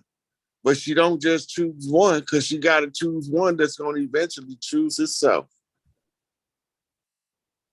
Because you got to have that understanding of self and how to help you best in order to know how to help anybody else. In the developmental phases, you get to help a lot of people as the practice. Hey, Rod, it's a question that everybody been asking me, and I know you answered this question 1,000 times, but just for the sake of the thumbnail and the question, all right, who is like to me? I said Big Mama is the oldest woman in your family, like as far as your immediate family. But Okay, so now who's you Big Mama? Who's Big Mama? describing the grand matriarch position. Okay. Every family got a matriarch. We all know who she is because at the holidays we always at her house. And when she passed away, we don't know what to do until another one step up. Right? But the Big Mama at her source is prime creator. We in her uterus having this conversation about what reality is and what role does she play in it while we in her uterus. That's fire. Think about that. That's fire. Go ahead. That's fire. Big Mama, because I said Big Mama's the one that's like you said, just like you explained it, word for word. So my Big Mama now is my mama's mama. She like the oldest since her mama just recently passed. She was Big Mama. Everybody went to her. Big Mama I'm gonna tell you about Big Mama, man. Some shit I know about Big Mama. Like Big Mama raised her grandkids. Like my Big Mama, she raised the grandkids and the kids. Yeah. What ended up happening is they form a sisterhood with the daughters that she had and her nieces and stuff. And this is how they make the family stay strong.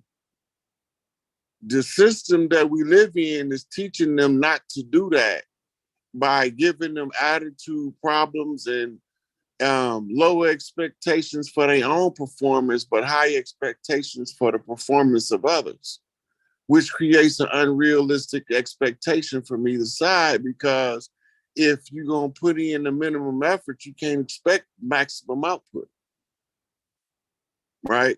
So they teach us everything to disarm us from working as a cohesive family unit. And the thing that they wanted to break up the most was the sisterhood, because that's what kept the families together.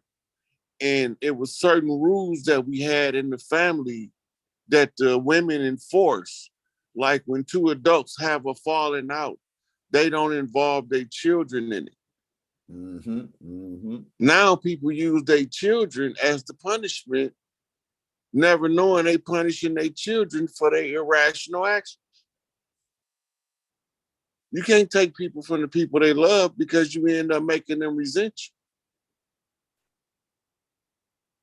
you. And that creates for disharmonious relationships between parents and children. When you use your children as a poker chip, as a bargaining instrument, the child sees that and it develops a resentment for the character expression of that parent. No child wants to see their parent be an asshole. Right. And just because they little people don't mean they don't recognize an asshole when they see one. Shit.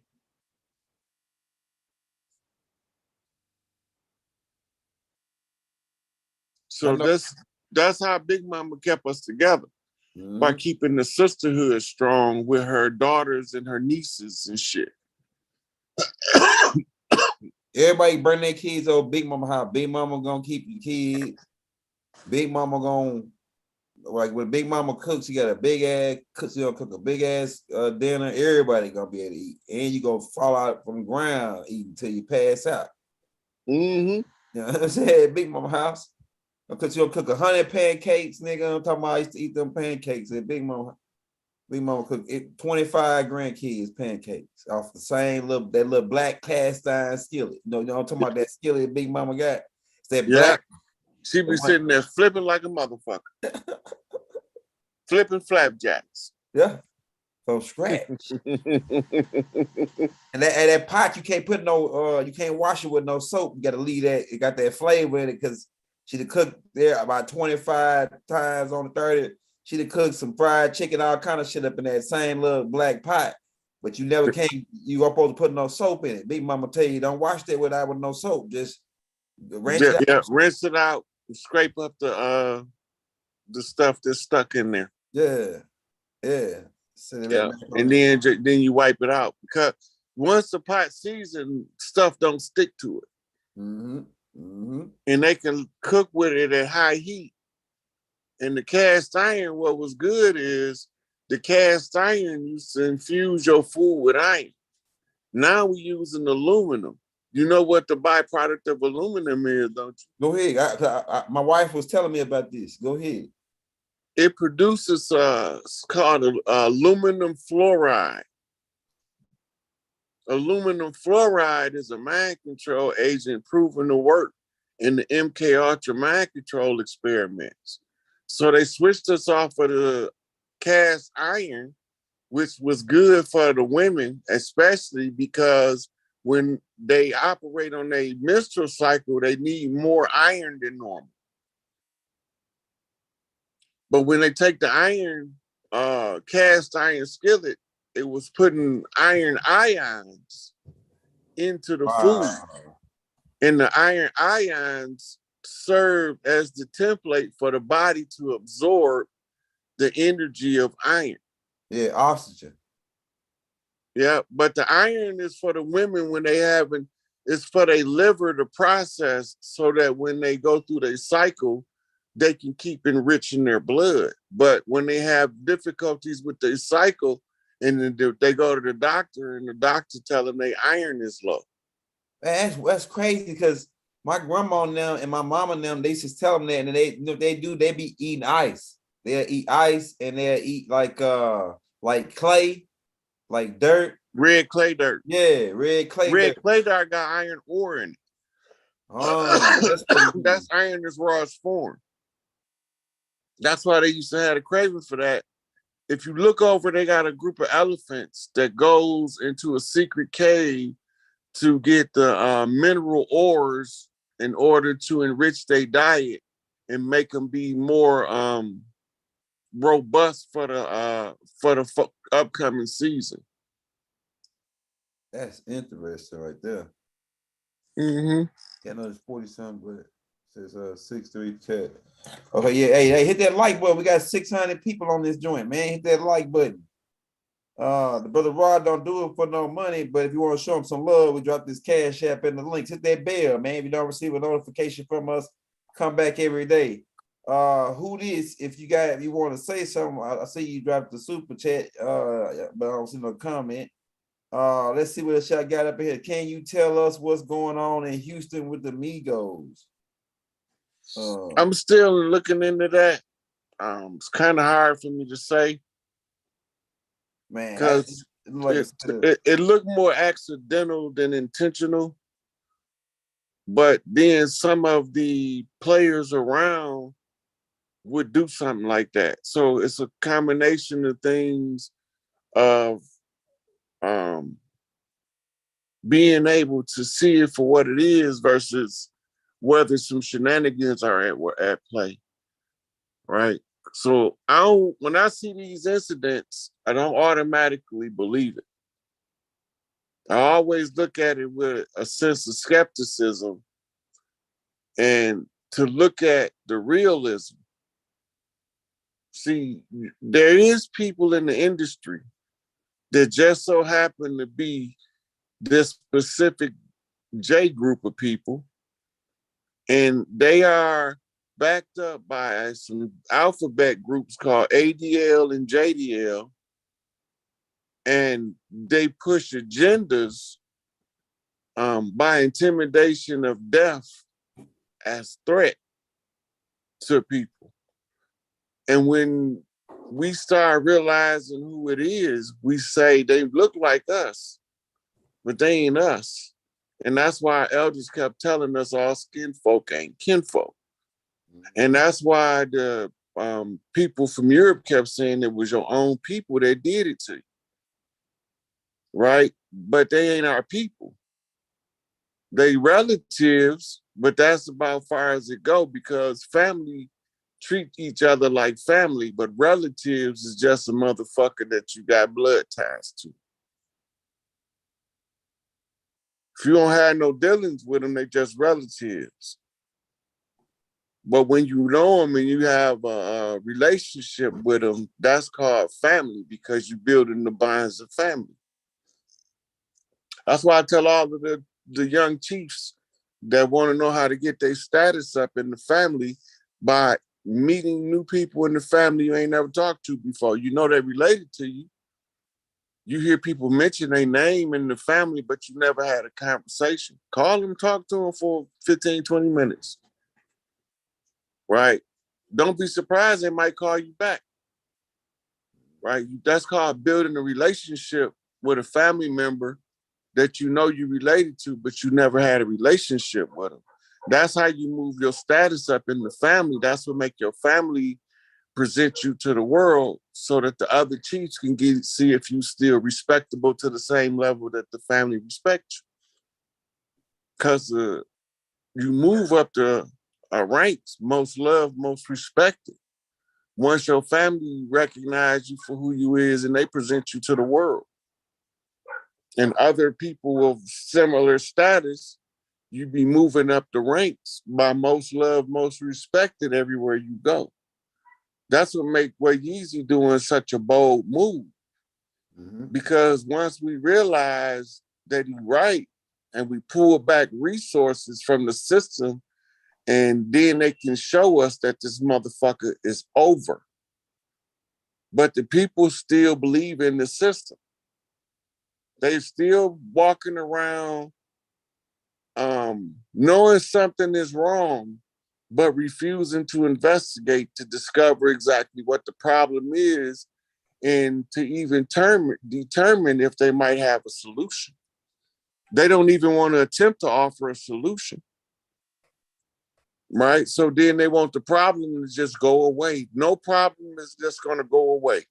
Somebody got to put in work on the problem in order to bring about a solution.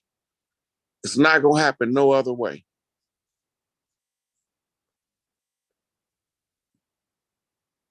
Hey, another thing too, to add to the thumbnail. Now, what you think about Tyler Perry with the Big Mama thing, like the mother thing? Because it's kind of like he brought that energy in too with the Big Mama. And I like that move he did with Temptations about the cheating and all that. So he do some good like conscious type moves that give you like a lesson. But what you think? What's your take on Tyler Perry with the Big Mama thing, where he was the mother thing he was doing? I don't know how many people remember, but sometimes when we was little, we would dress up and imitate our elders. Sometimes we imitate Daddy, he walked like this. He just took something that he did as a child in order to compensate for where his product was weak, and he had to build a strong position there. Somebody in our community was required to build us a Black Hollywood so that we could tear Hollywood down. And Tyler Perry was the one who did it. Not the one who talked about it. He didn't mention it. He did it.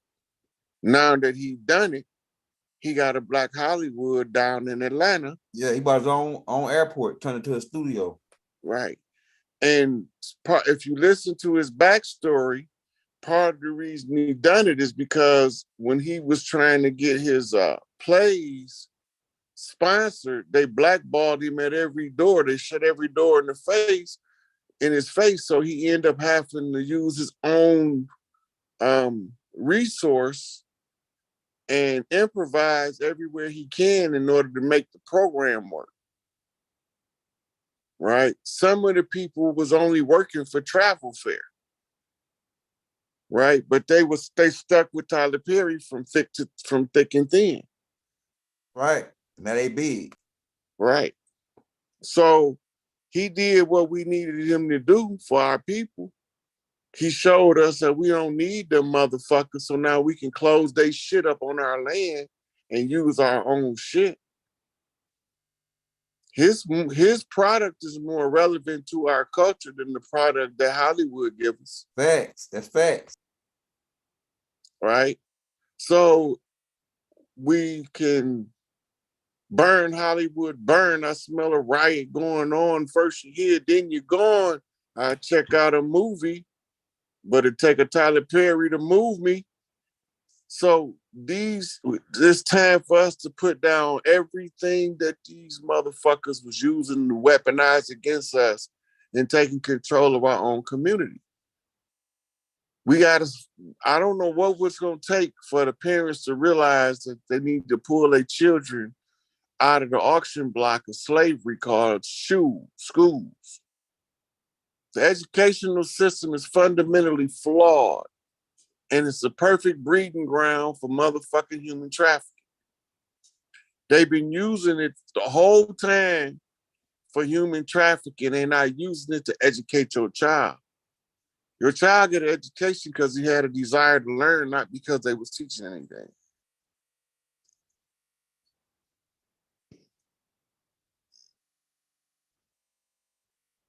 Hey, so like another thing too, like I say, a good thing about Tyler Perry, like most of the movies he did was most of the movies he do centered is about the big mama energy, like the family reunion, how he had the old women sitting on the porch watching the kids, the whole storyline of like the whole energy of Big Mama.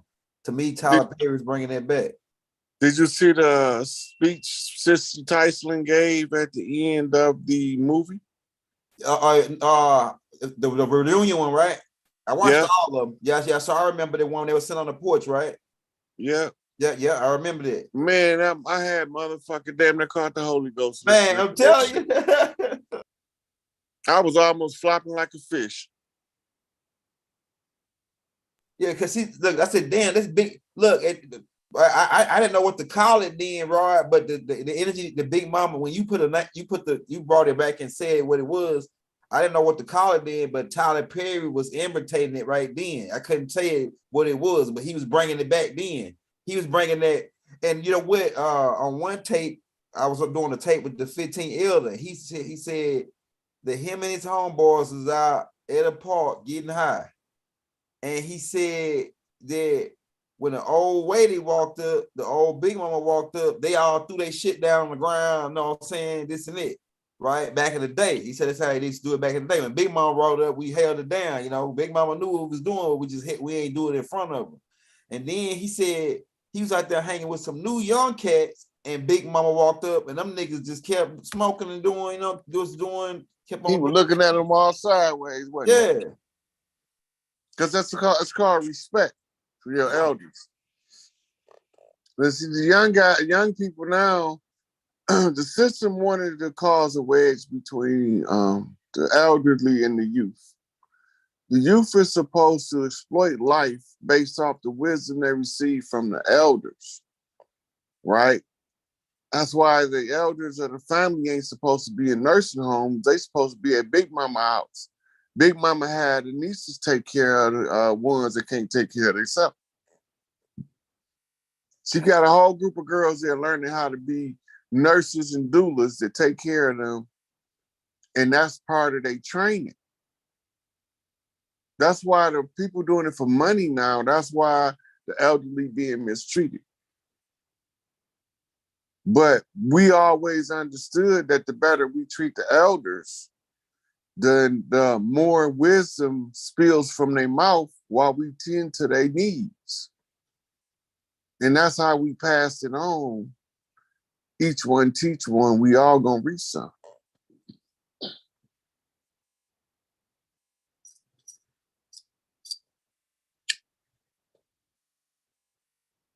Hey, I remember, like, man, it's a lot of shit. Like I remember, Big Mama take care of the, like, say, like one person in your family be like a slow person, like retarded or something. Big Mama always take them in and take care of them. Long as Big Mama got her limbs and everything working, she always taking care of somebody. That energy. You know, it's half the time they be trying to take care of motherfucker when they need to be taken care of. Yeah, exactly. That's called caregiver syndrome. Okay, go ahead on it. That's heavy. So pull it up, type it in. Caregiver syndrome. Oh yeah, I gotta check that out. That's my first time hearing it. So you get so used to taking care of everybody else that you forget you got needs that need to be taken care of.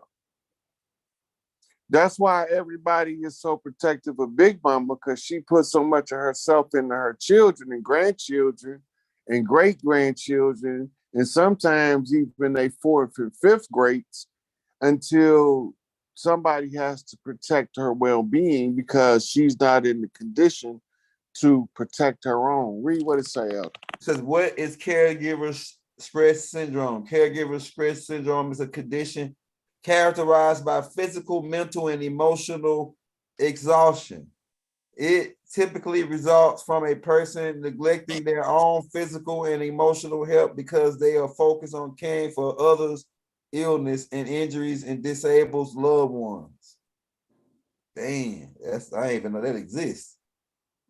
Yeah, so the wife of a crippled man dedicated her life to taking care of the crippled man, and normally where he would be able to reciprocate, he can't.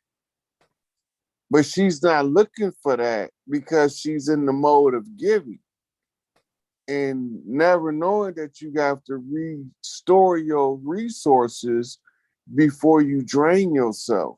Mm-hmm. This can end up coming in injuries that never got tended to because they never felt them, because when they in the caregiver mode, they turn off pain receptors to a certain level. Mm-hmm. Nervous system. Right. So once they do that, they can't really realize that they need to be taken care of. She need a spa day taking care of this handicapped husband of hers.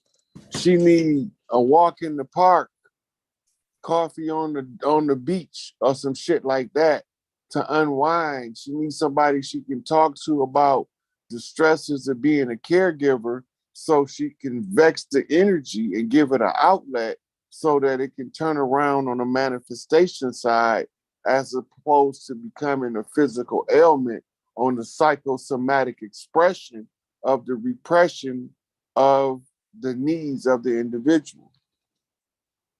Man, you know what, Rod, you got a universal doctor's degree, bro. I'm gonna call you Dr. Rod Hayes for now. That's one. That one ain't new. Dr. Rod Walker University. Yeah, Dr. Rod, right? Because I ain't never heard of this right here is some deep shit. Caregiver syndrome, man. It's a physical, mental, and emotional exhaustion.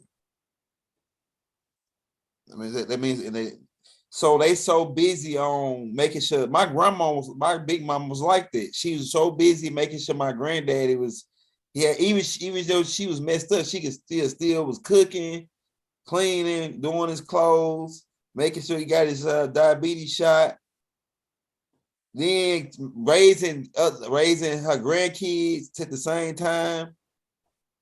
Yeah, this shit this is a whole nother level, man.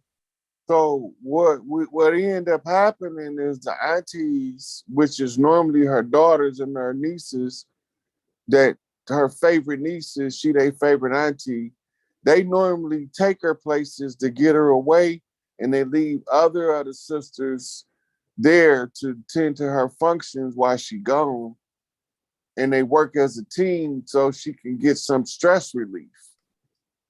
She can go out in the nature. She go fishing. She can go out work in the garden with her hands. Whatever it is that she used to relax and unwind and recover from always taking care of everybody else. This is how we used to tend to Big Mama. That's why she used to live 150 years easy and be able to tell you everything you need to know about your life to get it on track. Mm-hmm.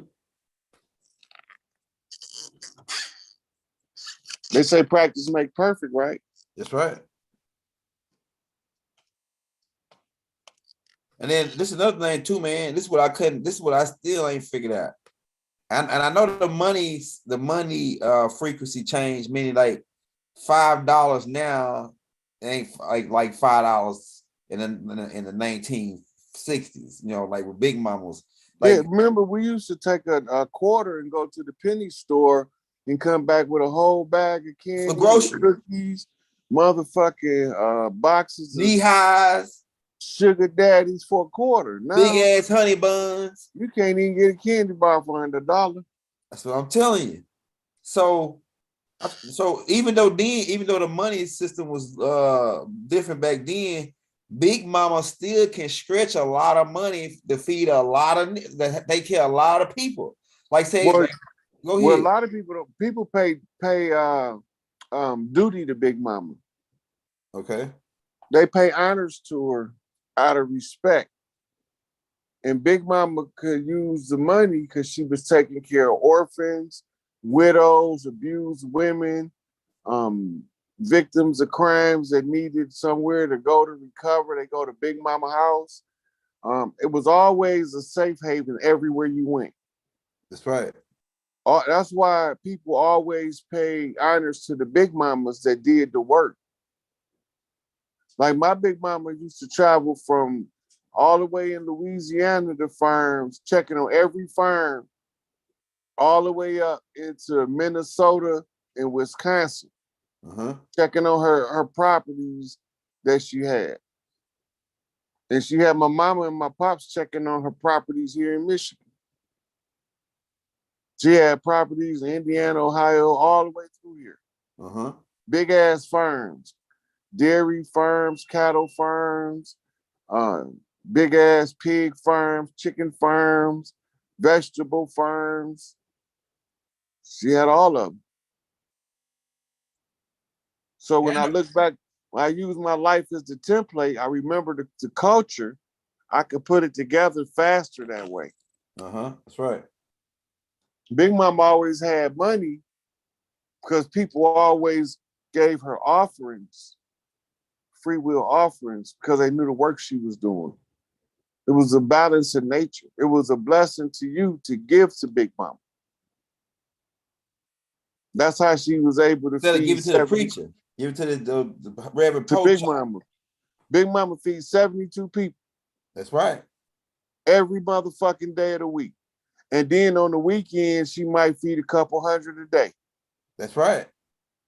And they ask nobody for nothing but to come help her cook. She didn't even have to ask because her daughters and her nieces and shit always come help her cook. They be in there like they dancing in the kitchen. They be swerving through each other, passing each other shit. Don't be saying that. They already know who need what. Yeah, I seen it.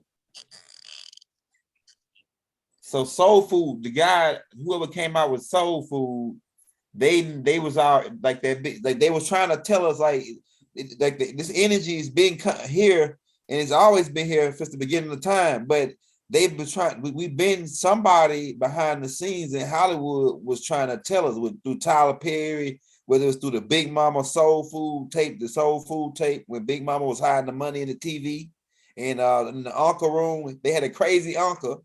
She had a damn $500,000 hid in a TV in his room, Big Mama. And nobody knew Big Mama had all that money. You know what I'm saying? It's like my grandma, man. Like my grandma let me borrow $25 one day. She said, go to the ATM and get it out. I went to the ATM, saw how much money Big Mama had. I said, God damn, what the hell, Big Mama? Like, how Big Mama got all this money, man? And I said, Blue, hey, she was in the six figures. I'm telling you. Easy, man. I said, damn. So you don't know now, and then nobody never knew. I would have never knew I'm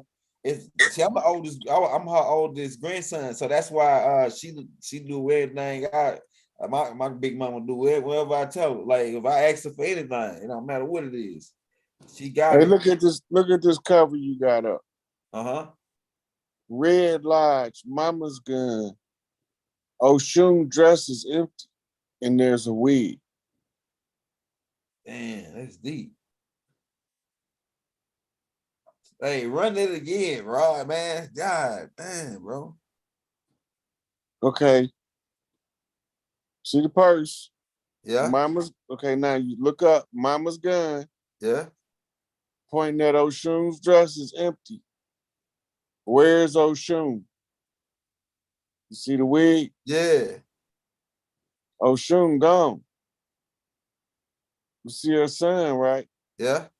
Where, oh, where can my baby be? The Lord has took her away from me. Like father, like son. So now he got to dress up like Oshun. Man, this is deep. This is crazy, man. Now, who telling him to dress up like Oshun? Big Mama. But who Big Mama say telling her to tell him that?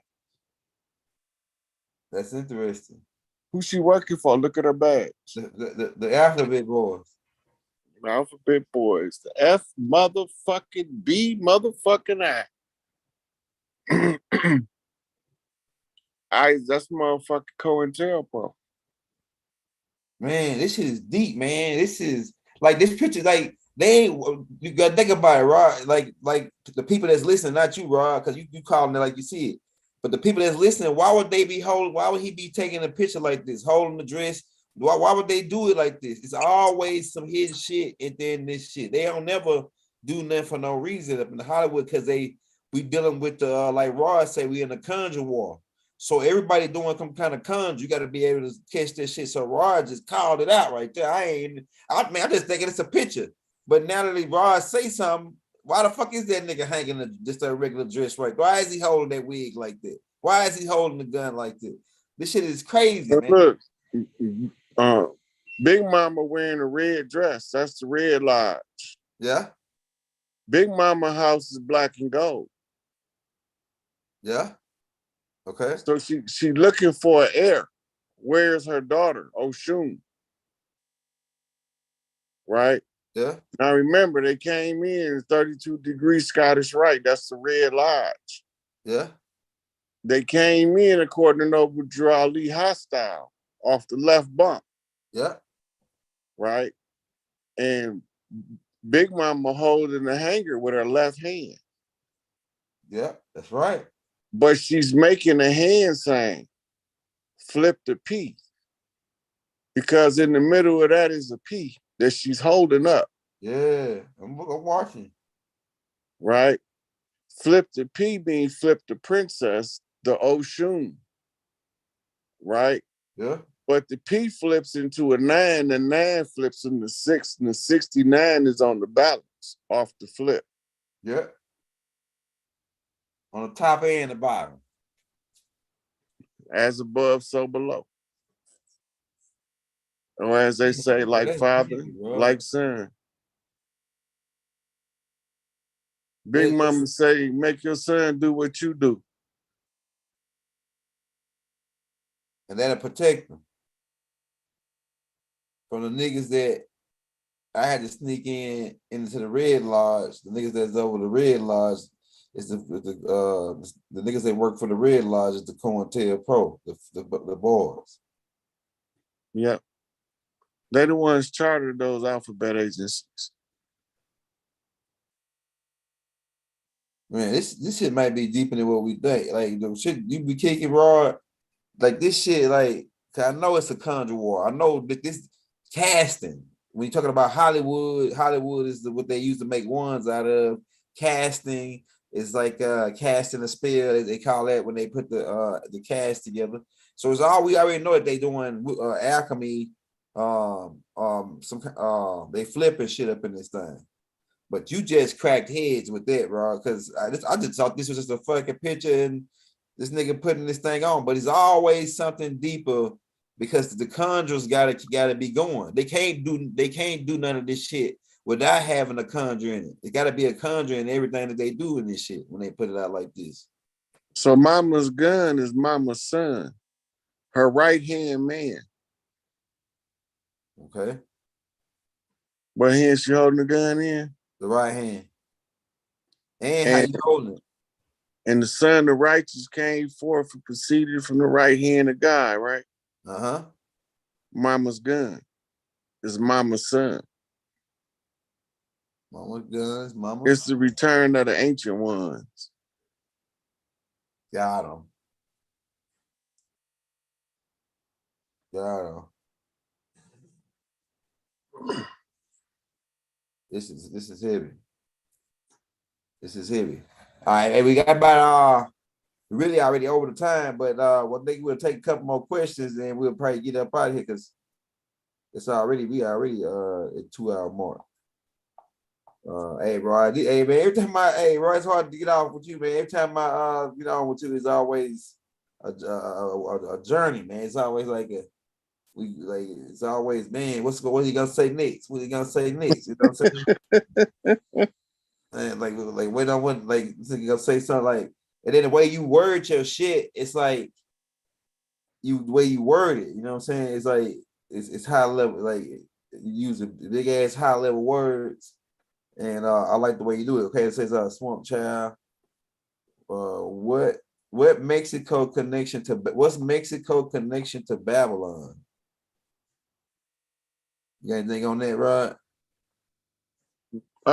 Mexico is us, and Babylon is de facto corporation. The de facto corporation has a charter on Mexico too, and Canada. All of the charters for all of the so-called nations is held in the Vatican. When we say Babylon fell, that means one of us figured it out. So now we get to restore the original people back what's rightfully theirs.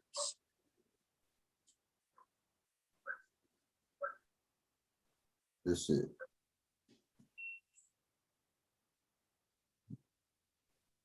Mexico had critical grievances on the treaty arrangements on the annexing of a sizable portion of the land. You can't come in and tell the people from the land how to live on their own shit. So El Chapo didn't know what was going on till he ran across Larry Hoover and them, and they explained it to him. Once he realized what was going on, he sent word back to Mexico. That's why he represented himself in court. Because now he's exercising his sovereign jurisdiction, which overrides the de facto corporation. And he got to argue it as a tribal chief now, as opposed to arguing it as a drug lord. He can't be the drug lord when the Central Intelligence and the DEA are the ones who is placing the people in the positions to make money off of drugs. So you're going to either bring in those players as co-defendants, or you're going to have to let him go. So he became aware of that, and now he know that they time is up. So he put his bid in on the paperwork to let everybody know that he know what's up and he on board with this shit.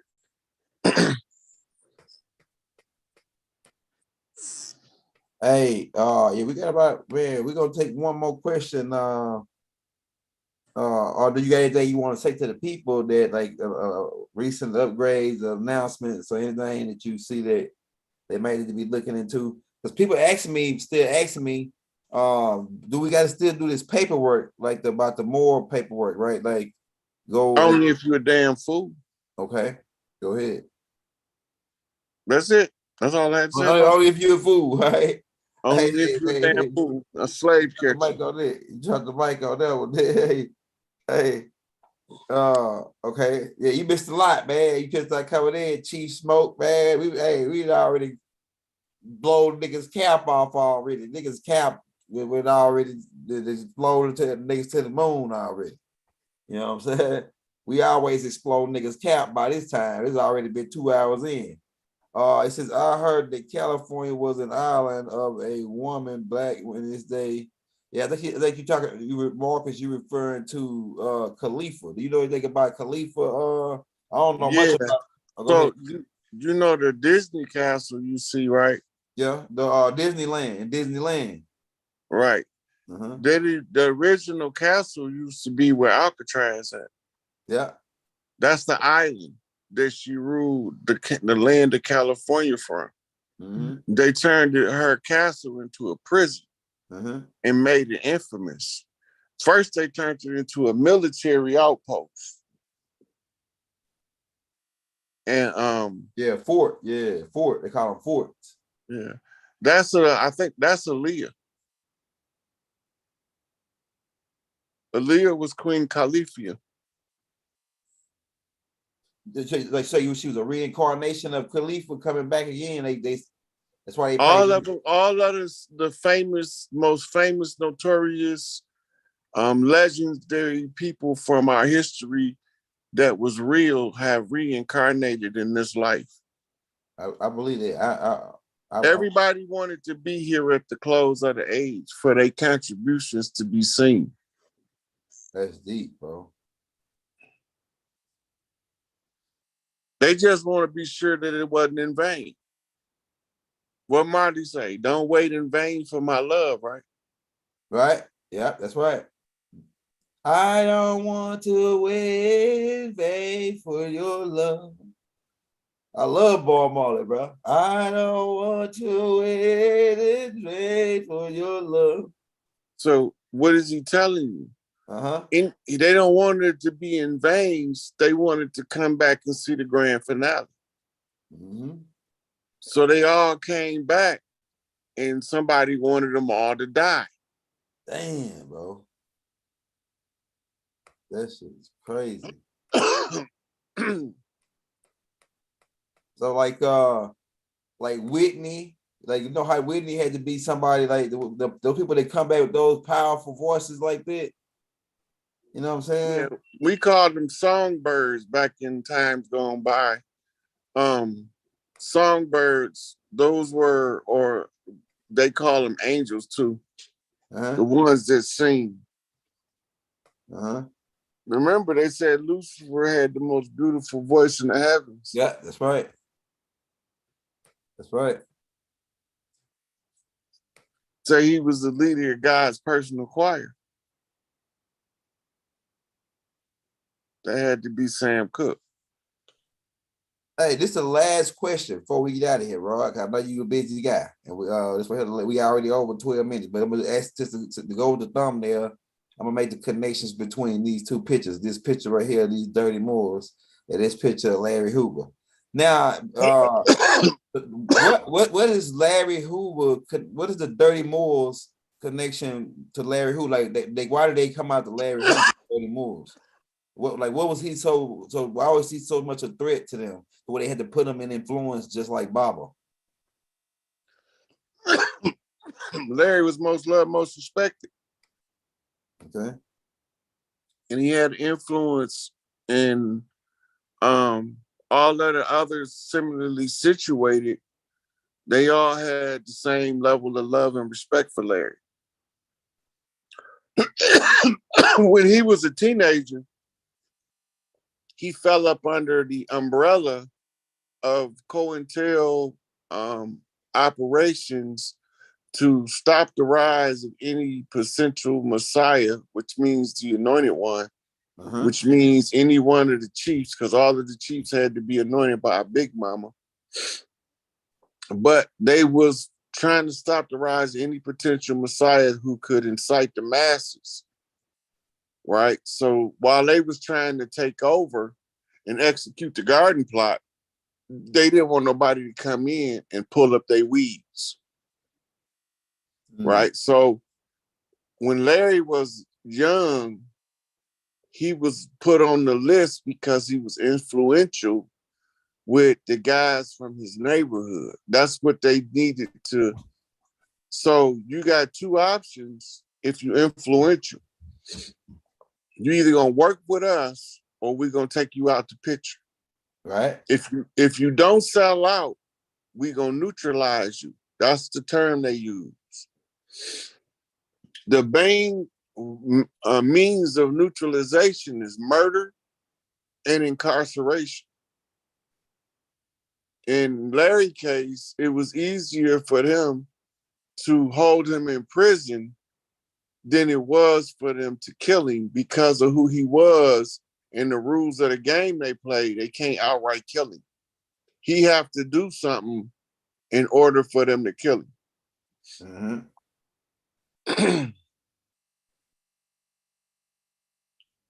So he got swept up with COINTELPRO. The same with Chief Malik Angel Bay, Jeff Fort. They was all on the same list with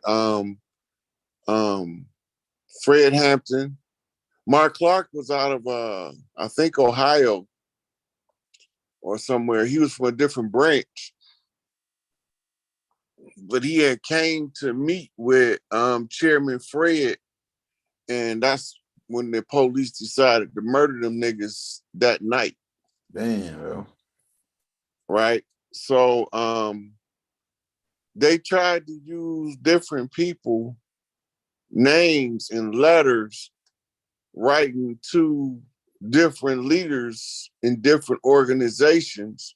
They was writing them letters like they was the opposition. Like they would write Jeff a letter and say it was from Chairman Fred and that the Panthers was declaring war on the Peace Stones. What? Yes, dirty niggas, man. Now, Angel Bay, when he first look at it, his first reaction is, motherfucker, I wish you would, right? Yeah. Cause he ain't gonna back down. But when he sit down and meditate on it for a minute, he goes like, this don't make sense. Yeah. I just talked to them dudes the other day. It's just, and then for what we working on, what everybody working on, he would have seen through that shit. Yeah. Once he's seen through it, now they have to try to find a way to neutralize. Prison is a viable option because when they cut off all avenues of economics, they start flooding the community with drugs. We use that money to clean that up. Uh-huh. You know, a lot of people survived off drug money in the 80s and the 90s. And it started back in the 70s with the pills and the crystal THC and all that shit. Right? So they was trying to find a profitable drug that was highly addictive when they settled on crack. The Bush family, when you read Behold a Pale Horse, explains how they was transporting the drugs on the shipping barges because they wasn't privy to search. That's right. I read that. I got the book. I read the whole thing. So now, these motherfuckers can catch what they call the motherfucker microchip from a spy coming from the fucking Ukraine. They know this motherfucking chip the size of a grain of rice, but they can't stop tons of crack cocaine from coming in. That's the same thing Baba said. He said he can't stop he said you come over here with he can't even smuggle a piece of jewelry in the country, but they can't stop tons of cocaine from coming into the country. It's got to be some inward conspiracy going on here. And you know, that's tied in with Bill Clinton and what's that dude name they got killed they was flying the plane and shit. They made a movie about it. You talking about Ryan Brown? Bobby. What his name was? Bob or Bobby? Do they you know, in Arkansas, Bill Clinton, and they was running that shit through Bill Clinton. Bush and them was pushing it through one of their front mans with Bill Clinton in Arkansas. Well, you know, Bill Clinton is called the Bush adopted son. Yeah. They call him his son in political circles. What? Hi, Obama too. Yeah, that's his guy. Obama was his ace in the hole. Then they said that he had a connection with he said it wasn't Mike Pence was the insurance policy, but Mike Pence, he turned come to find out that the reptilians had already android them. So that's what that went left. It's a whole bunch of shit. If you go back to my Facebook page, I was on Facebook when that was going on. And you go for the day before Mike Pence said anything, I did a video and I said, Mike Pence is gonna be the motherfucker, the traitor. He gonna turn on Trump. He turned on him. And look, this, and you know about the funeral, right? I did a tape on it called Hide in the Bushes. And I showed how the bushes connected to the Rockefellers. And the Rockefellers are front man for some, now that since I met you and started taking your perspective, these Rockefellers are really front man for some niggas that look like us. and the Bush is like the front man for the Rockefellers. Going all the way back to Jip, they granddaddy, they worked at the steel company in Ohio, and for Rockefeller brother, John Rockefeller's brother, that's how the Bushes got connected with the Rockefellers. And then you speed it on up to where they was making them deals with the interstate with Eisenhower. They daddy got him in on it, and then speeds up to now to where I think this what I'm thinking, man. Because Rod, you really, hey, we thank you, man. We thank the universe for sending you, Rod. I'm telling you, man. Because now I was always trying to figure out why what the fuck with George W. Bush, who was Illuminati skull and bone nigga, signed the indigenous people rights in 1992, unless he was like, fuck these niggas, they don't like us neither. Like he turned against niggas, he turned against them black niggas, the niggas that look like us. You know what I'm saying? He's trying to screw them over before he died. He was trying to screw those dark niggas. Go ahead. Certain papers that when they go in, they have to sign as part of the arrangement for sitting in the position, right? Okay. But what he did is he go back to Behold a Pale Horse, Senate subcommittee, 12 after 12 o'clock midnight. That's the same exact thing that Maxine Waters uncovered with the neuroplant, right? But George Bush had Senate Select Committee make him the perpetual ruler of the United States. What? Get the hell out of town. Now remember, we already under Emergency War Powers Act since 1776. It has never been rescinded. We've been under martial law the whole time, right? So in the bill, it says in the case of time of martial law, he would be the president until the martial law is resolved. Now, every time under the War Powers Act, they issue another executive order, it's extending the martial law a little bit longer.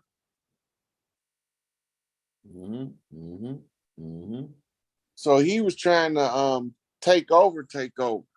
Like That's New World Order, like, you know what I'm saying? Right. So he gave us what we call 3 long knocks, 5 years apart.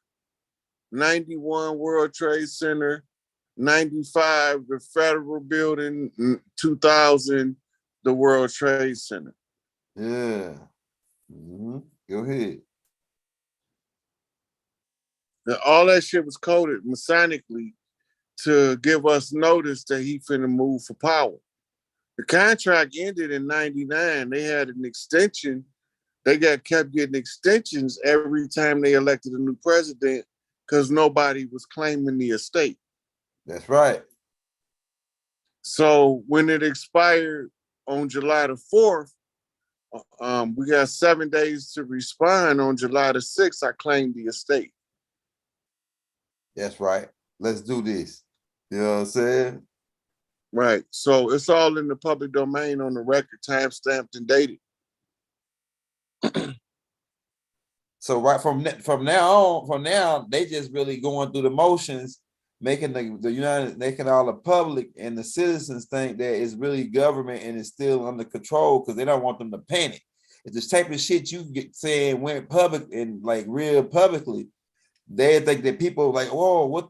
Like people wouldn't even, but still don't really believe it. You know what I'm saying? They just think it's just, they don't really, it hadn't really set in to what's happening, that America's out of business, that this is a corporation. It hadn't really set into them yet. You know what I'm saying? That the Big Mama energy has came back and Big Mama want her shit. Like you in Big Mama chair, my nigga, get up out that joint, nigga. We ain't asking that shit. We tell they can't sit in it, but they show as fuck sit under it. Yeah, they set up, they didn't sit in, they set up under it, right? We already got that cleared out too, right? You know what I'm saying? So get from under Big Mama chair, nigga, because we don't trust you under Big Mama chair, nigga. What the hell wrong with these niggas, man? The hell off from under Big Mama's chair, nigga. But we gotta get up out of here, man. We over, man. We way over now. But we hope y'all. We got to do it, man. We got to do a part. These are open answer joints. It's hot. We might do like a couple more of these. Man, we're about to get up out of here, man. Hit that hashtag Yeezy is right, man. Before you get up out of here, man. We gotta do Kyrie is right too. Hey, start the Kyrie is right hashtag in the chat, man. Kyrie. It's already going around, but we need to share it. We're gonna do the Kyrie's Yay is right. Kyrie's right. Yay is right. Kyrie is right. Them the two hashtags. Hashtag Yay is right. Hashtag Kyrie is right. Yeah, Kyrie's right, man. You know he said, "Fuck you, bitches, I'm retiring." Yeah, he told them that they kept. Look, he's like, you know, they really, man. It's just, but they like Aaron Rodgers did the same episode as this that Kyrie Irving doing. That you ain't heard nothing about it. You ain't they ain't nobody said nothing about to Jeff Bezos about having that bitch on motherfucking Amazon. Right? What you talking about? Ain't nobody said nothing about none of the motherfuckers that's board members on the Amazon board. Ain't nobody, half the motherfuckers probably the little small hat wearing motherfuckers. Right. They got to hold them motherfuckers on with a bobby pin, like we don't know. Yeah. We got them though. We got them. Hey, thank you for tuning in, fam. Hit that like, hit that subscribe button, hit that bell if you don't receive a notification from us every day. Come back and check with us. Man, we about to get up out of here, man. We try Brother Rod Hayes Cash App in the links if you want to get down and show him some love. Hey, Rod, we want to thank you for coming in, man. We're going to do another one of these open unless you have a class, specific class you want to present to the people.